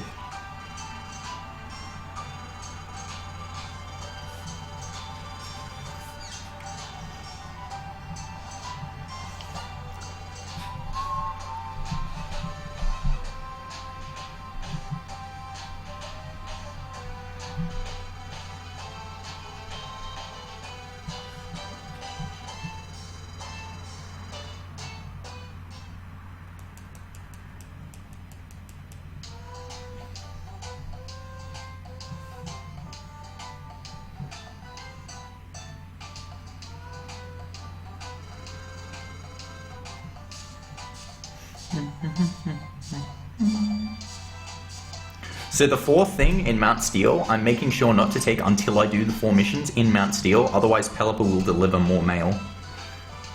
And that's not good. I didn't. Whoops.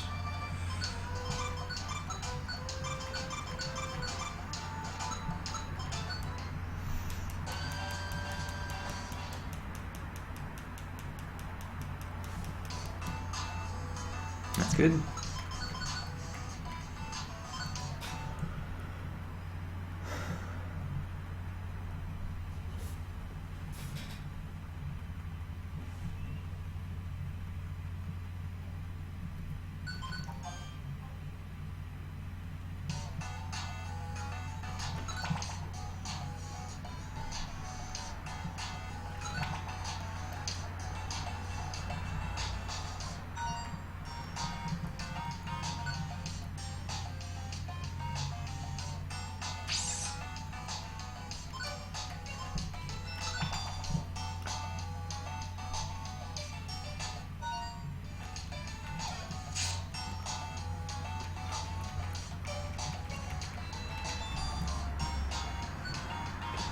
Didn't B plus A that time.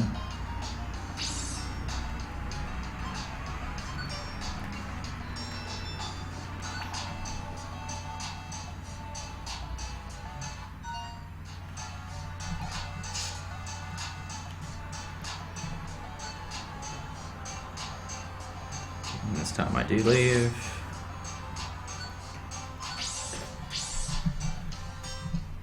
Oh shit. 10-2-2-1. Another reviver. I am like almost 1,000 behind. Another reviver, but that isn't with me. Okay, so I've got 5 revivers. That should be fine.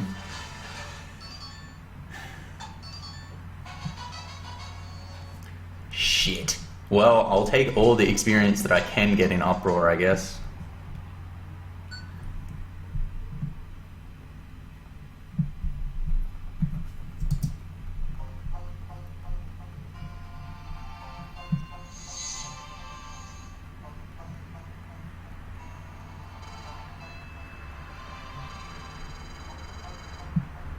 So what was it? 10-2-2-1. So I'm...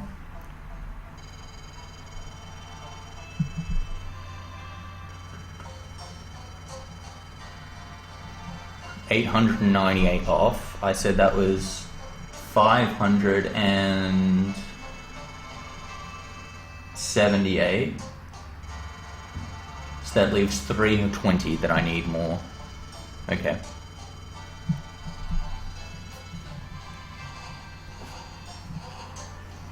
take that off.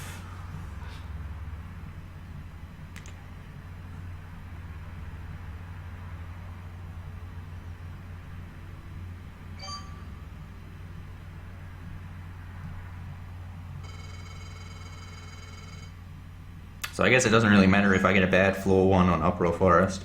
Though I probably wouldn't want a monster house. You can potentially get an, just spawn straight in a monster house in Uproar Forest. It's the only thing, the only place it can happen.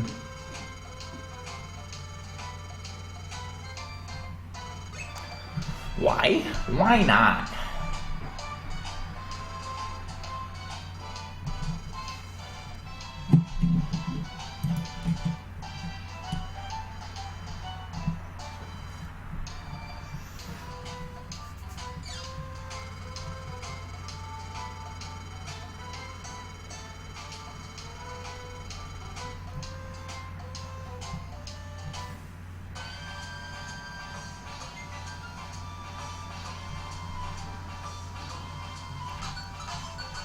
Oops, accept.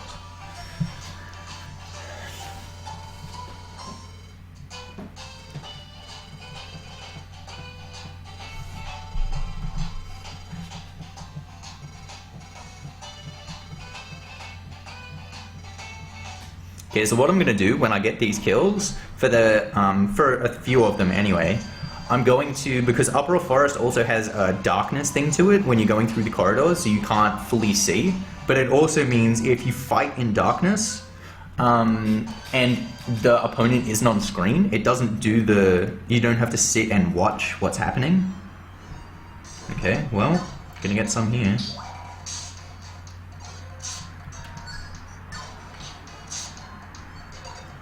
That's at 320.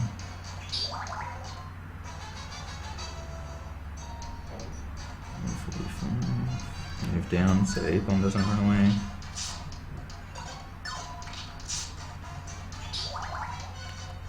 So I only need to get one more kill.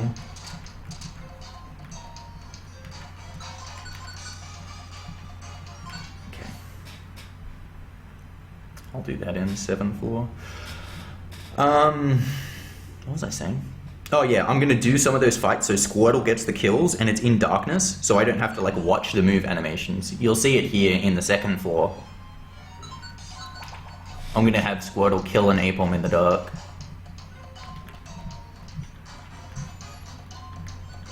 Right here. Like that. So it's much faster to get the kill.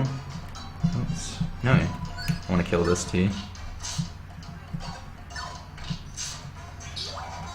Damn it. No, no, no. Shit. Left, left.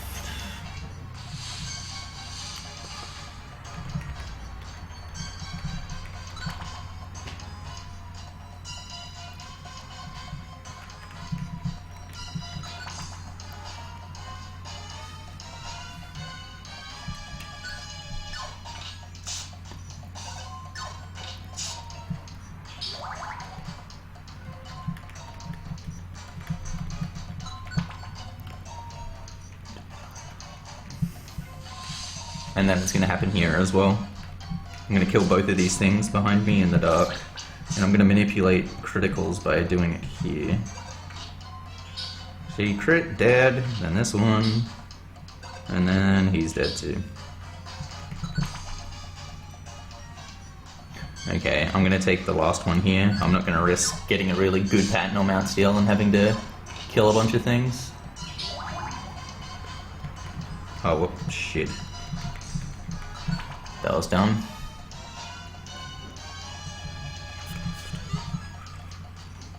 Shit. Well, I could have just taken that experience, I guess. Alright, gotta waste 2 turns here, so I'm gonna consume Catcher.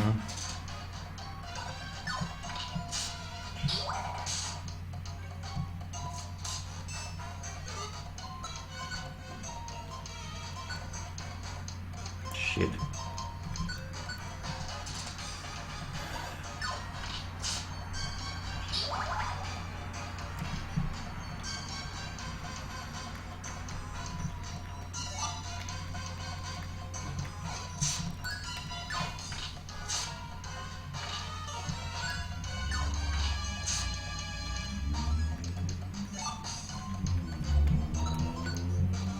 Fuck it. It's not the worst thing in the world if these moves become unlinked. I can just re-link them when I link double slap.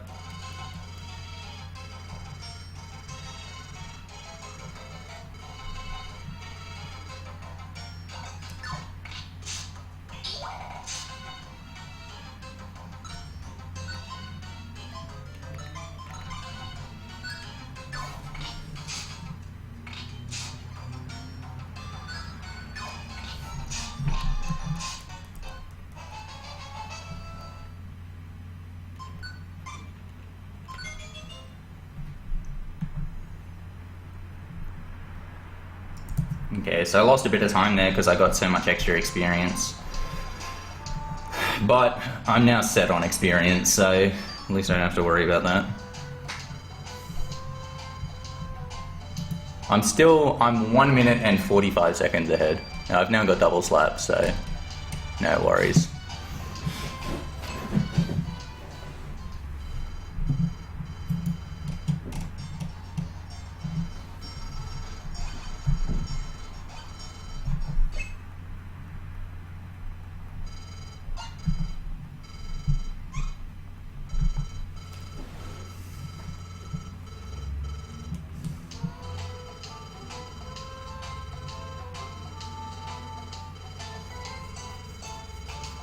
And like, yeah, especially for a marathon, like I just did not want to not have double slap. Yes. I don't know why I took so long on that.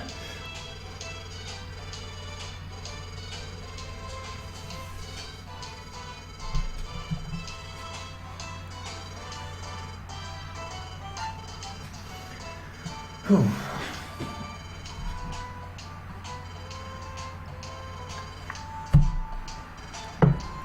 And the place I lost the most amount of time in what is the current WR at the moment was the next two things, getting the 4 missions and the 2 missions. And I've got that set this time. So I should be able to make up some time here, unless something goes colossally wrong.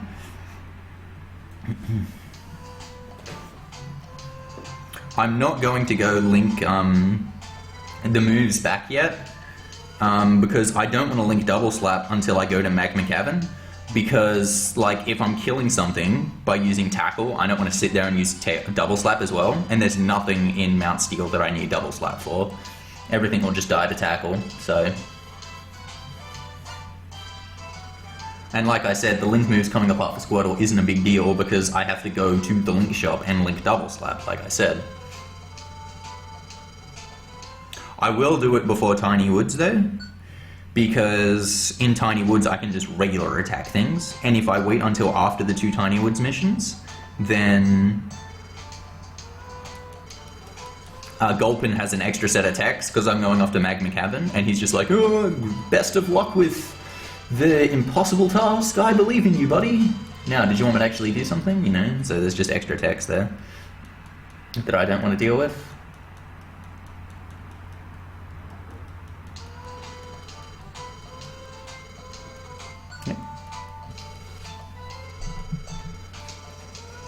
Whew. And then the 2 actually difficult dungeons that can go colossally wrong if I do stuff after these missions. So I've got to do 4, which I'm going to do in Mount Steel, and then I've got to do 2 in, which I'm going to do in Tiny Woods. And like I mentioned before, I only currently have 3 jobs in Mount Steel, but I'm about 98% confident that there is a mission in my letterbox for Mount Steel in the 3rd floor. And that's because I take all the other missions that are possible when Pelipper comes to put down the mail for the 1 mission that actually gets delivered during this run. So I'm very confident, not quite 100, but very confident that it's going to be Mount Steel 3F.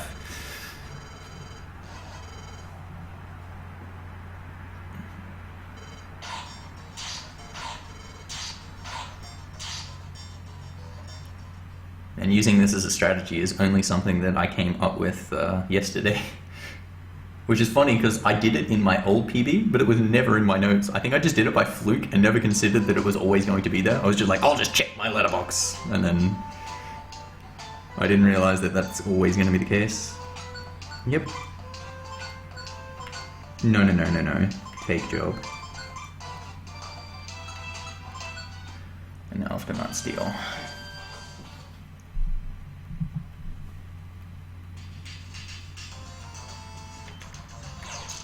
Piss off, Spiro. There they are. Do a quick save here again. Now this time in the second floor, instead of doing the 11 turns, I am just going to B+8, because if I don't get it correct, I'll just kill whatever comes out, and it's not really a big deal at all. Whereas early on in the run, it is a huge deal, and they can just kill you. Yeah, I didn't get it. Actually got an awful pattern here, got 2 of them. Not that big a deal though.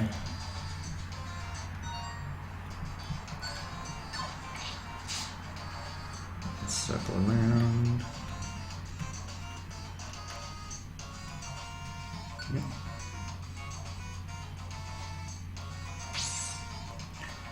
Nope. What? Piss off, Aaron.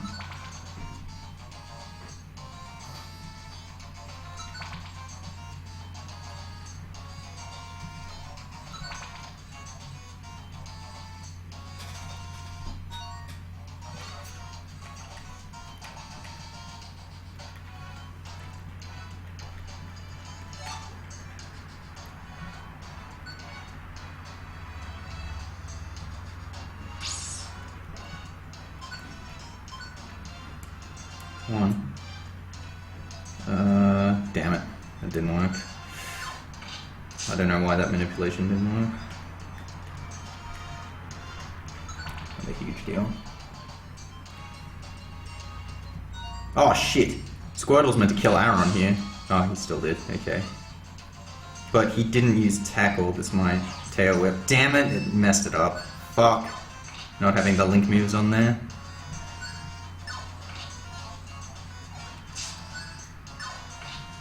Piss off, tiring. Wait, what? Where the fuck is he? How did he get all the way up that corridor?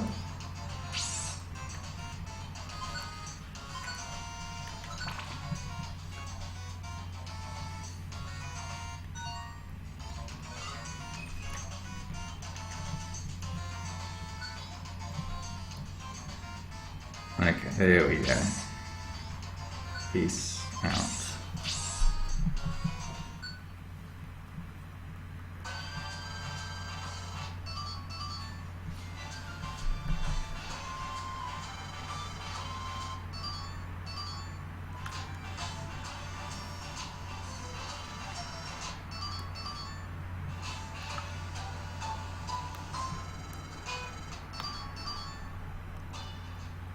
Getting poke there is probably better, because it's just like it reduces the text from having to say, oh, it's going in storage.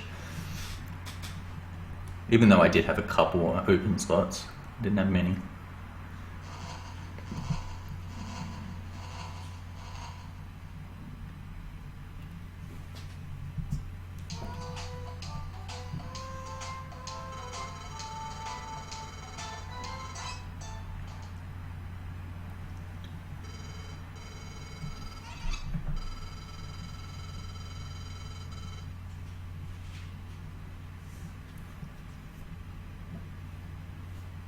I've already got an Iron Berry. I picked another one up in Mount Steel round 1, so I'll be fine there.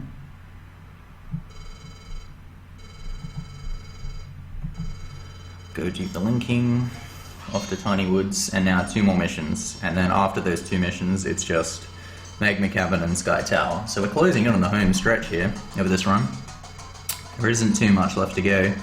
Magma Cavern and Sky Tower are understandably the hardest and longest dungeons. Magma Cavern especially is quite difficult. Sky Tower more so for the floor 1s, but the main part of Sky Tower,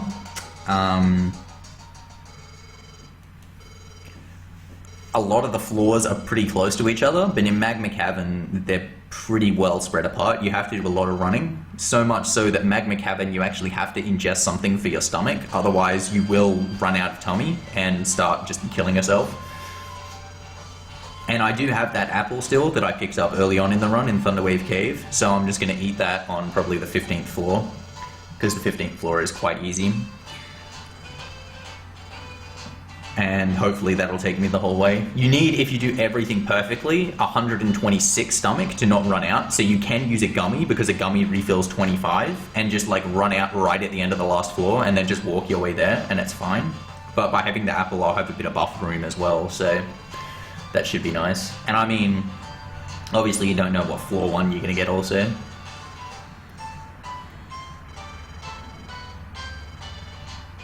Okay, so the orangeberry was near floor 2, so I don't have to worry about that one. I just need to find the rescuer on floor 3 of Tiny Woods.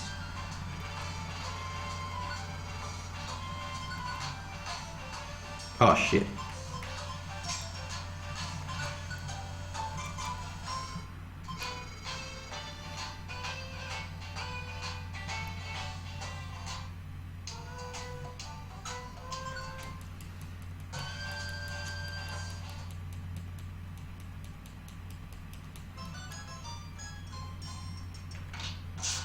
Piss off. Oh, jeez, really? Come on, dude. Cut me some slack. Oh, Jesus, come on. Bump this. Worst Tiny Woods ever. Oh my god. Oh, Jesus. Wow. That's the Beldum.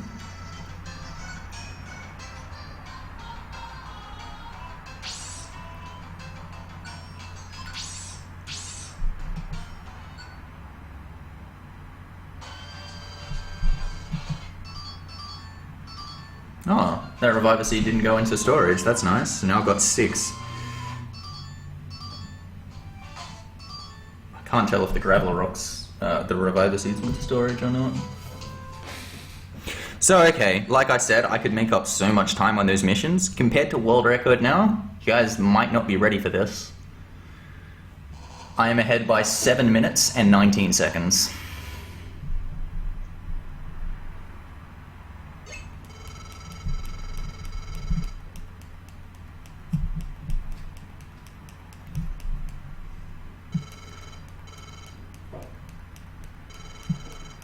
Let's just hope I can get a good Magma Cavern and Sky Tower.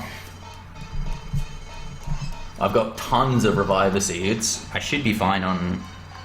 Like, I'm kind of worried about like running out of Gravel Rocks. I'm not sure if anything else went into my thing for Gravel Rocks. I might just only have like 4 left or something. That shouldn't be a big deal. I don't use any on... Do I use any on Rayquaza? I use one on a Shedinja in the floor. I don't think I don't use any on Groudon. I don't think... Oh, maybe I do use one on Rayquaza, I can't remember. It shouldn't be a big deal either way.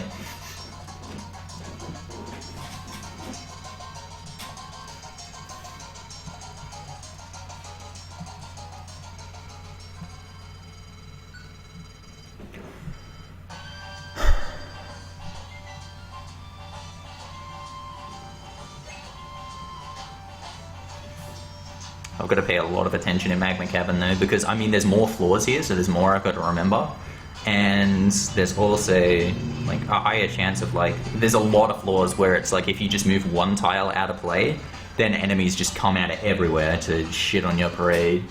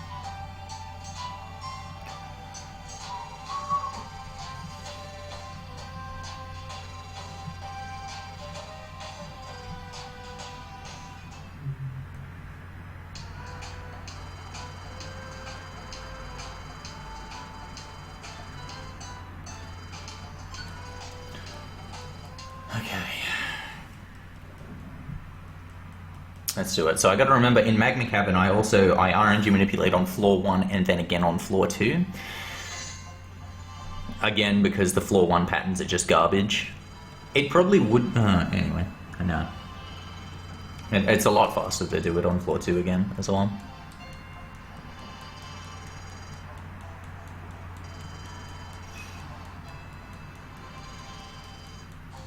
There's also a lot of floors in Magma Cavern where you have to do different strategies where the skitty is level 15 or level 16 because you kill things in shorter amount of turns, so you use double slap less times, and so that then changes the enemy placements.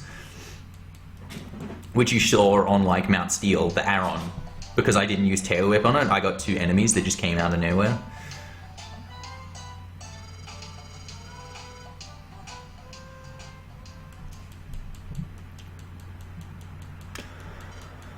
Okay.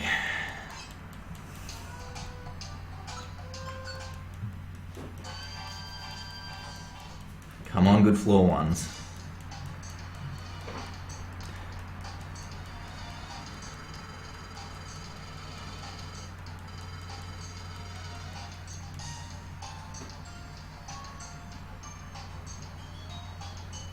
Shit. No, dude.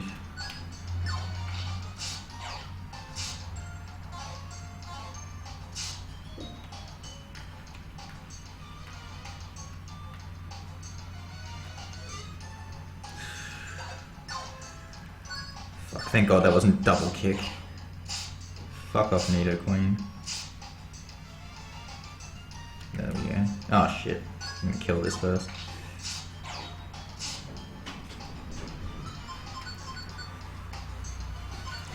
Well, that wasn't great, but I didn't lose a seed or anything, so... I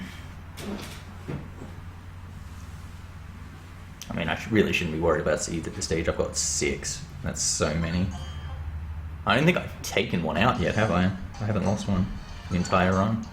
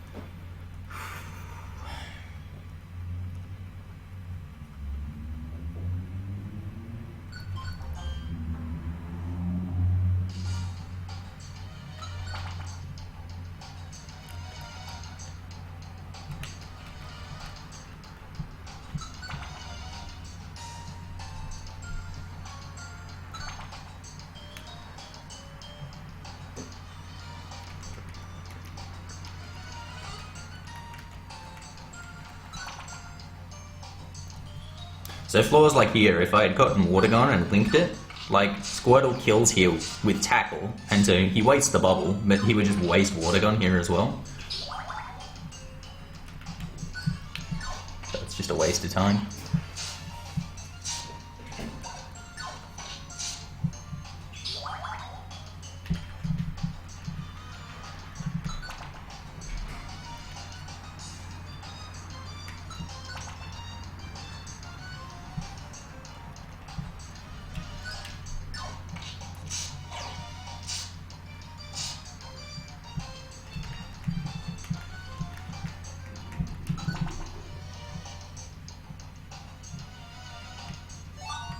Oh, god damn it.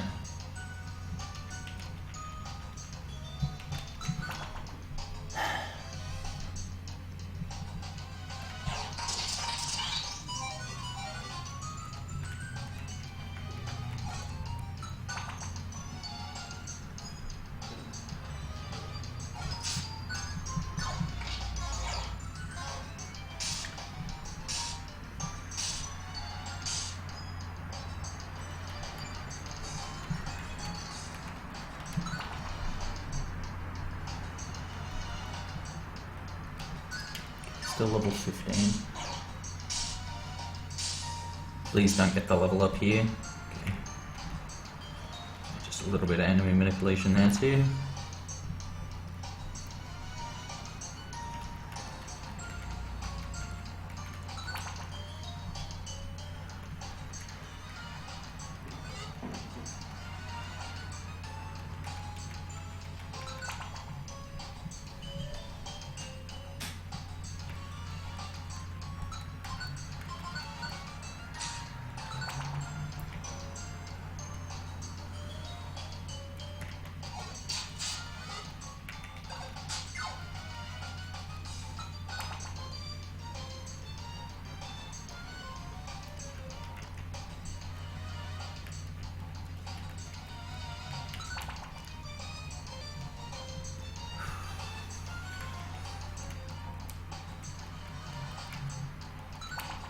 enemy minute. This floor is a bit of a bitch. Not really much you can do about it. Got a bit stench here. He gets slowed, so he goes away. Take the rock through.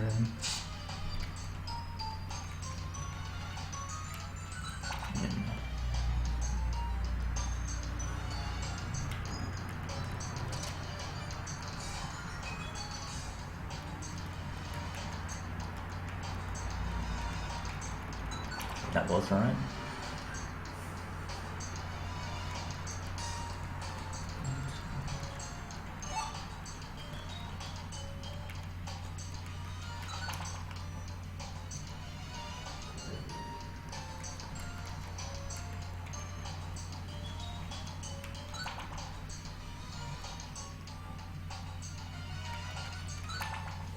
Okay. Now I'm not going to manipulate here. I'm not gonna do it. Oh, fuck. No, fuck that. Thank you. Oh, jeez. No, I wasn't fighting that shit.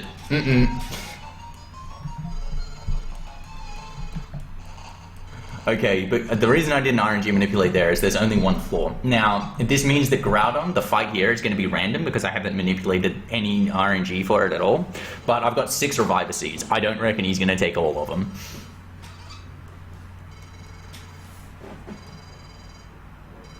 So I'm just going to go up to move left so that he starts the fight straight away, and then I'm just going to tackle. Like, honestly, I could have tracked, but I'm not even going to do that. He could always get Cute Charm by attacking me, and like Squirtle could always slow him with Bubble. I've got 6 Reviver Seeds. I reckon I'll be fine.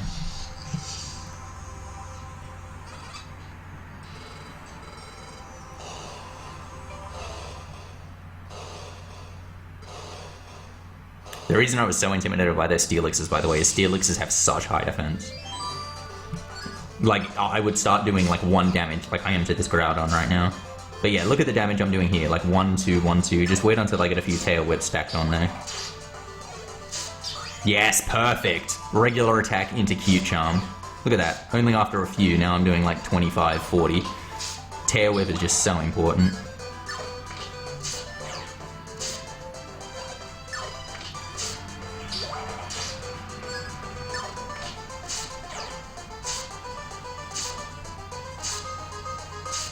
Nice hits. Oh, wow. Dead.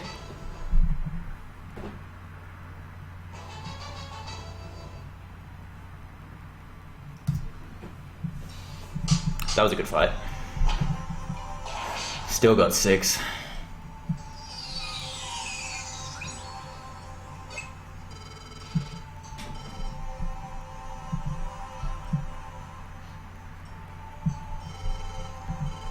My floor ones could have been better, but that was a good fight.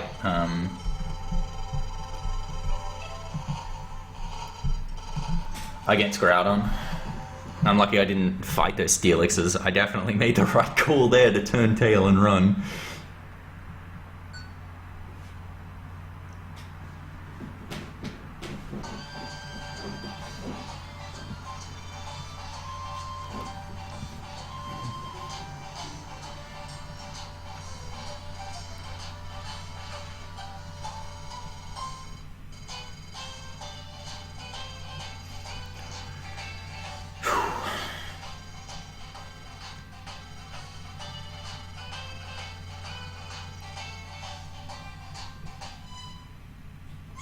Just Sky Tower left. Sky Tower peak has 9 floors, so I do manipulate there. In fact, I manipulate twice, because you get some really shit patterns if you don't do a second one.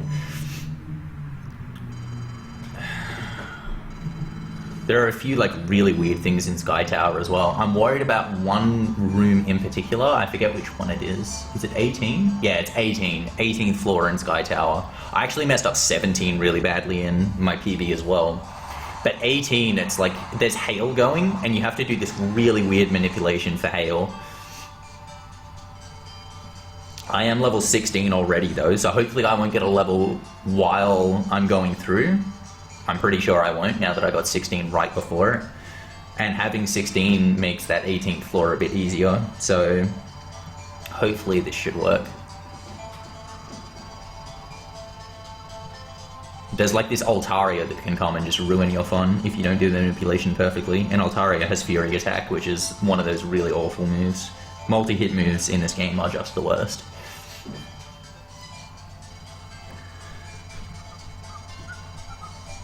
Sky Tower also has some jam and music as well, so definitely enjoy this. What's that? Let's do it.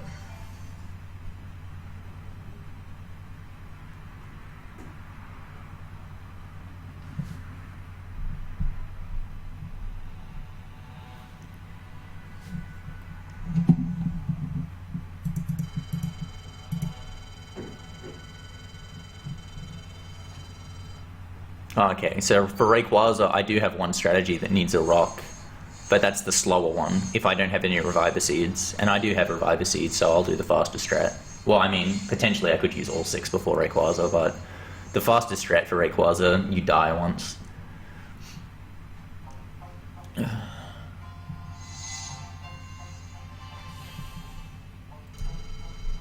Hopefully I don't use all 6 before Rayquaza.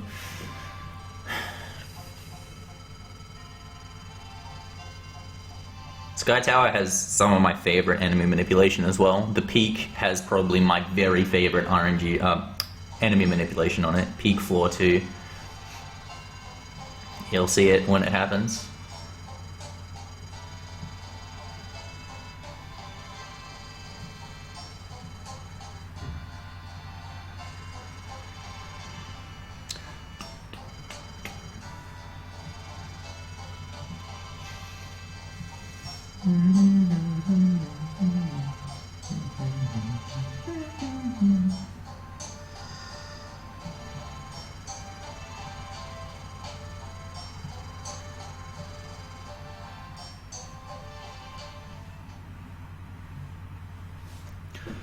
Ooh.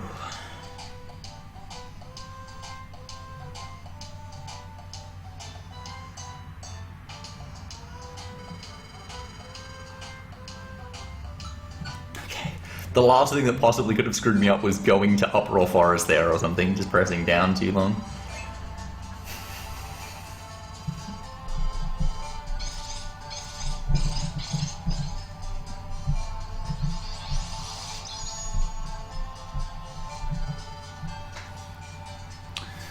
Okay, here we go. 2 more floor 1s left.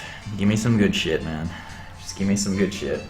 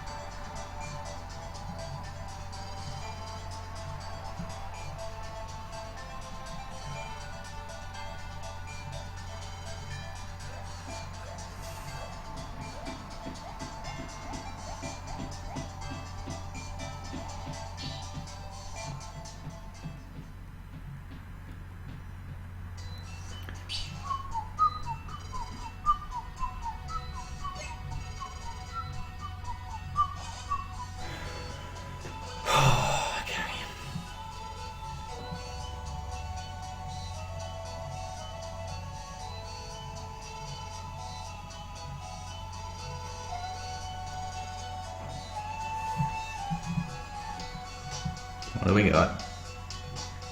No stairs. There we go. Beautiful. That is beautiful. The second floor here actually is pretty awkward. You like spawn right next to the stairs, but also right next to 2 enemies. I just take damage here. It doesn't really make too much of a difference at all. It's faster than actually fighting them. And just like hightail it to the stairs.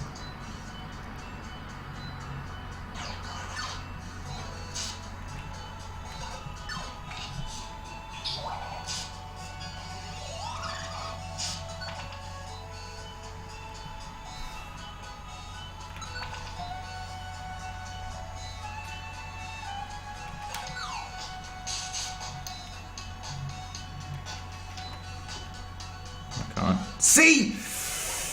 Shit!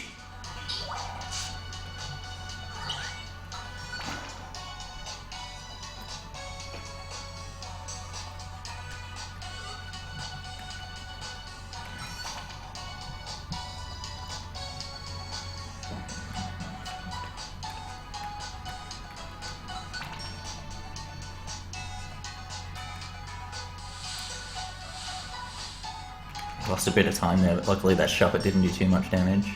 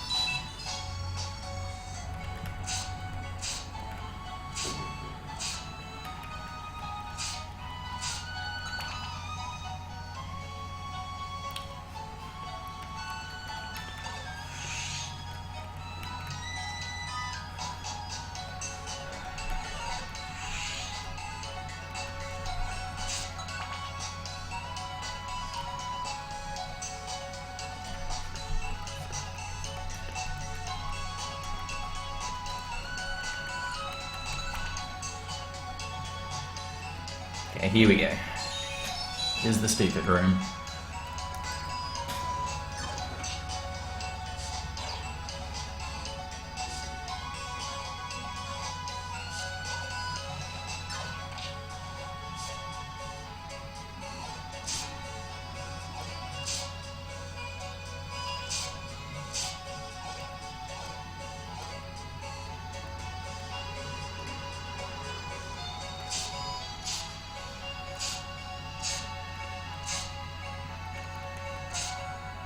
What?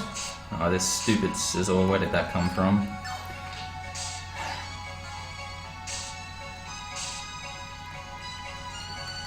I did something wrong.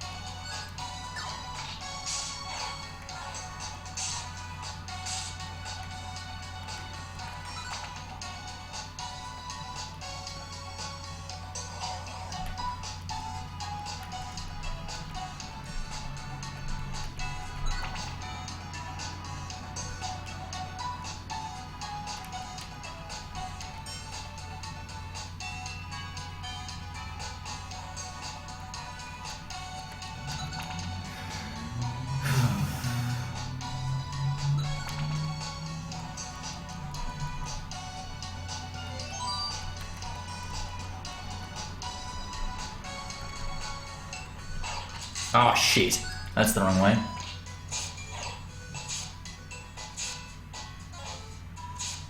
Is it? Oh shit. Just come over here. I've gone the wrong way in this floor. Would you fuck off? I can't believe I've made an error like this. Fuck! I was meant to go up, evidently.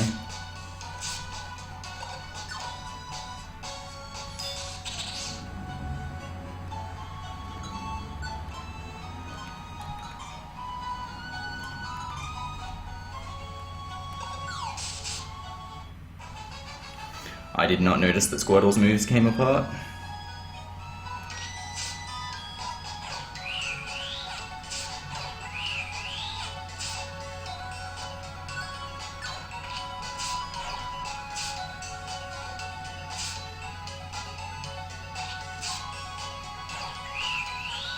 fuck, this is just a huge issue.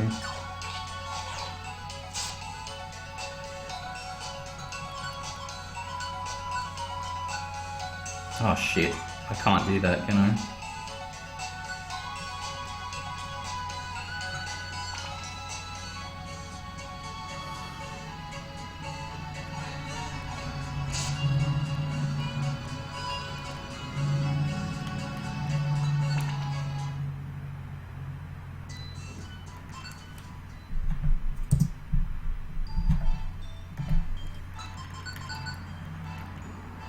Well, that was a good floor one.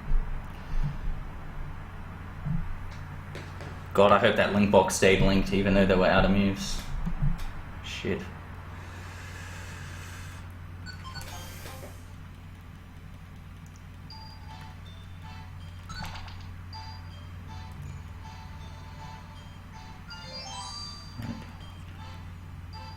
Wait, what?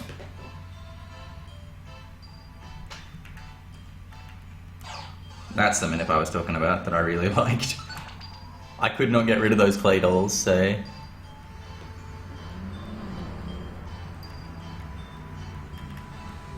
Oh shit, no. Fuck, just focus. Don't fuck up at such a pivotal moment. Damn, floor 24 on Sky Tower. Damn.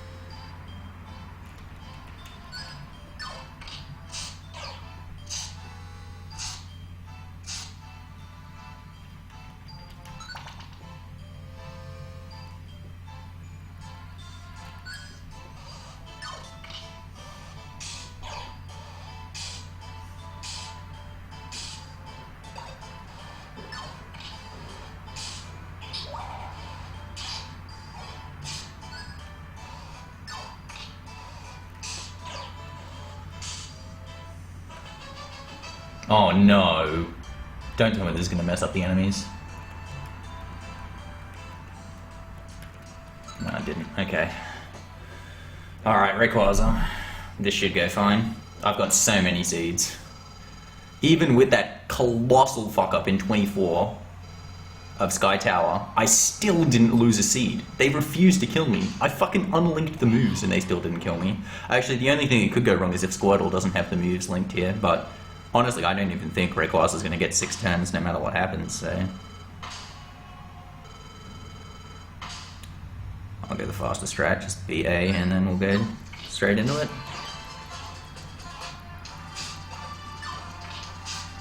Yeah, they are still linked. No worries then. You get Skeet Charmed.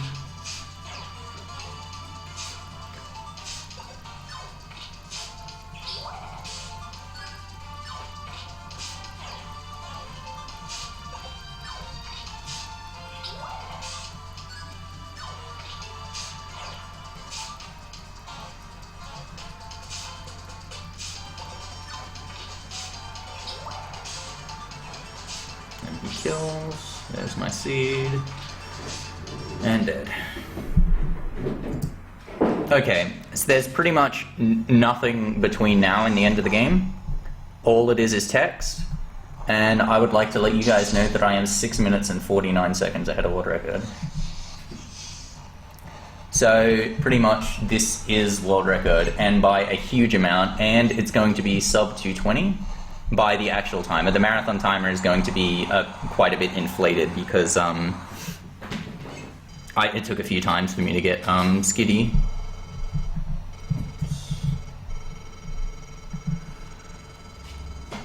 But the actual timer is, yeah, it's going to be world record this run. And sub 220 was like the goal that we wanted to get with this route. and I just got it in a marathon, so there we go, too easy. I'm really happy with that run. I'm only disappointed with two things in that run. One of them was obviously the 24th floor of Sky Tower. I completely cocked that up.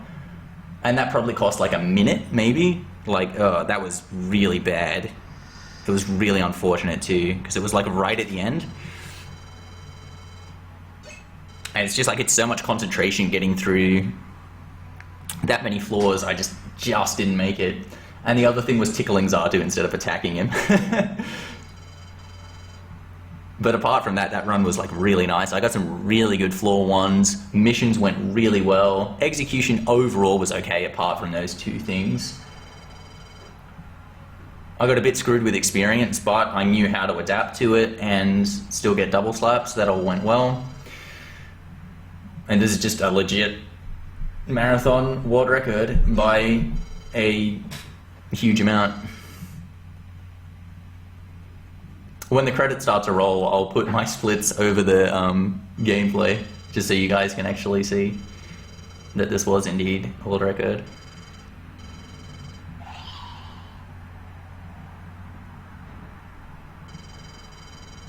In case you don't believe me or whatever.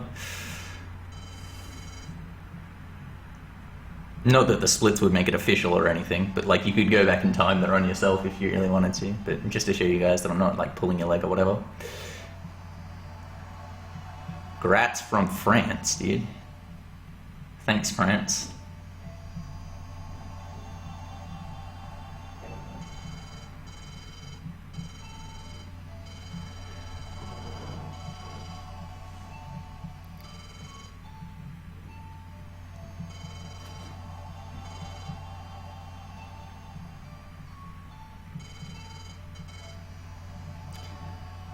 Cue the waterworks.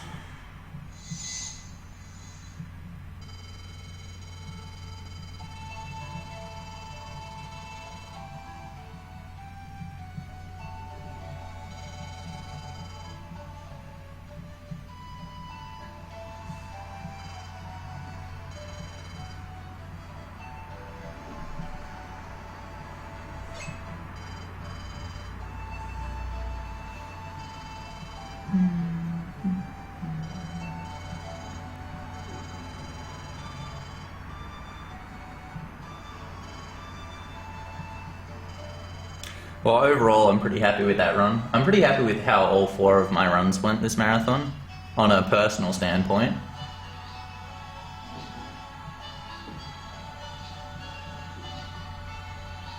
You had the comedy gold of Emerald. I was on WR pace on Heart Gold until Red completely fucked me over, and I know how much you'll love seeing Red fuck me over. Stadium 2 went as good as I could possibly expect, and this went better than I could possibly expect. Like I was thinking maybe if I played well, you know, I might get WR, but by this huge amount and getting the sub 220. Like sub 220 with this route was the time that we wanted to just be like, you know, that's the best sub we can probably get, because sub 210, you know, that's not going to happen with this route. It needs some huge overhauls and improvements that are probably more dependent on luck.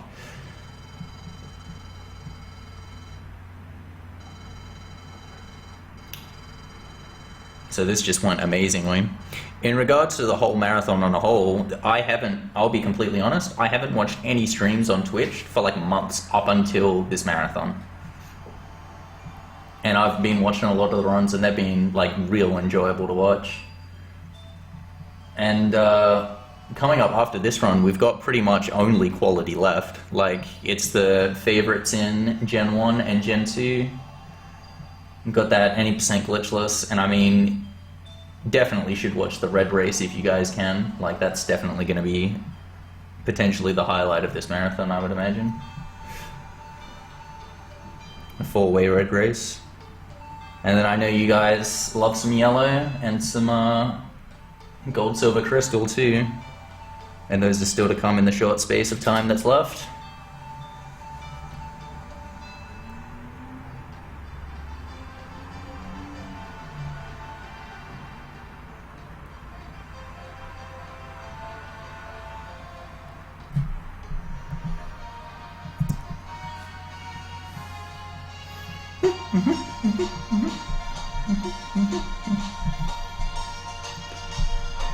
Okay, so let me just add my splits here.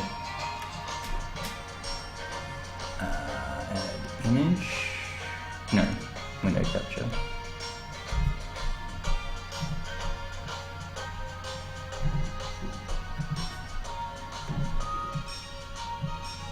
That's what my final time was.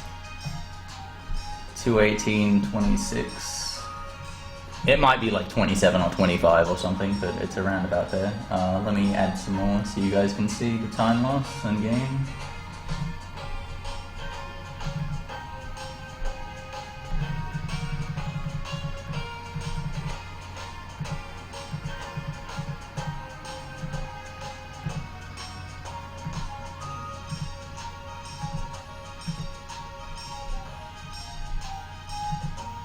I have a lot of splits, so they probably won't all fit, unfortunately.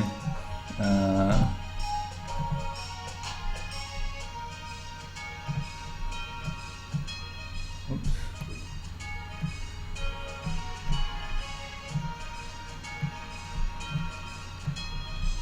Oh.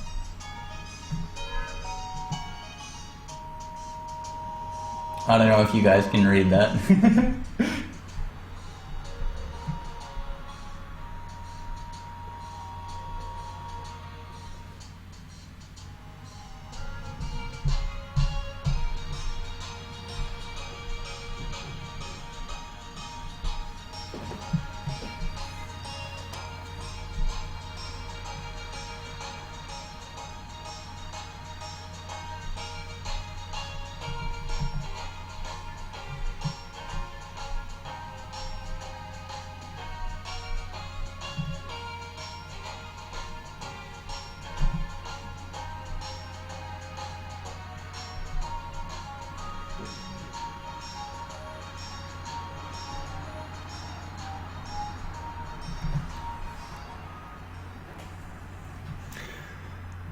But yeah, I guess, hope you guys enjoyed that. I'm really happy that I got a time that was that good.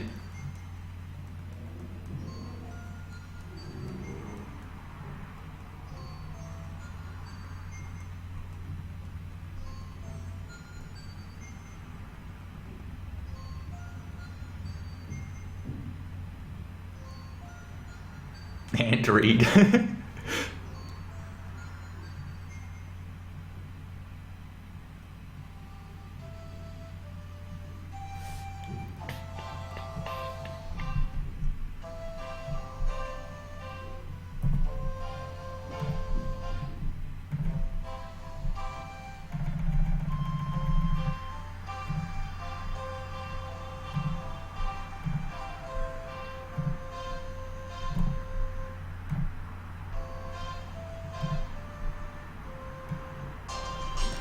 Well, you probably should be able to read that, which is like the second half of the run.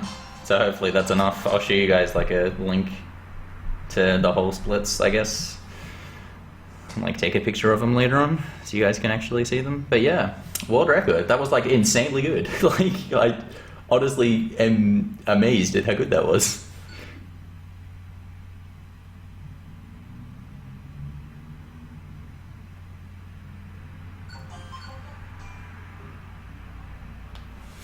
So alright, peace out guys. Enjoy the rest of the marathon. I might come back on for commentary at some point, but that's my last run. But definitely stay tuned for everything that's left to come up. As I said, there's some like really quality runs. I think the next one is... I want to check before I say it, but I'm pretty sure it's yellow.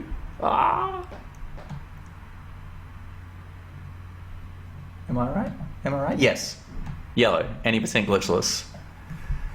Which is one of the most infamous runs in Pokemon speedrunning history, so hope you guys enjoy it. Have a good time, y'all. Enjoy the rest of the marathon.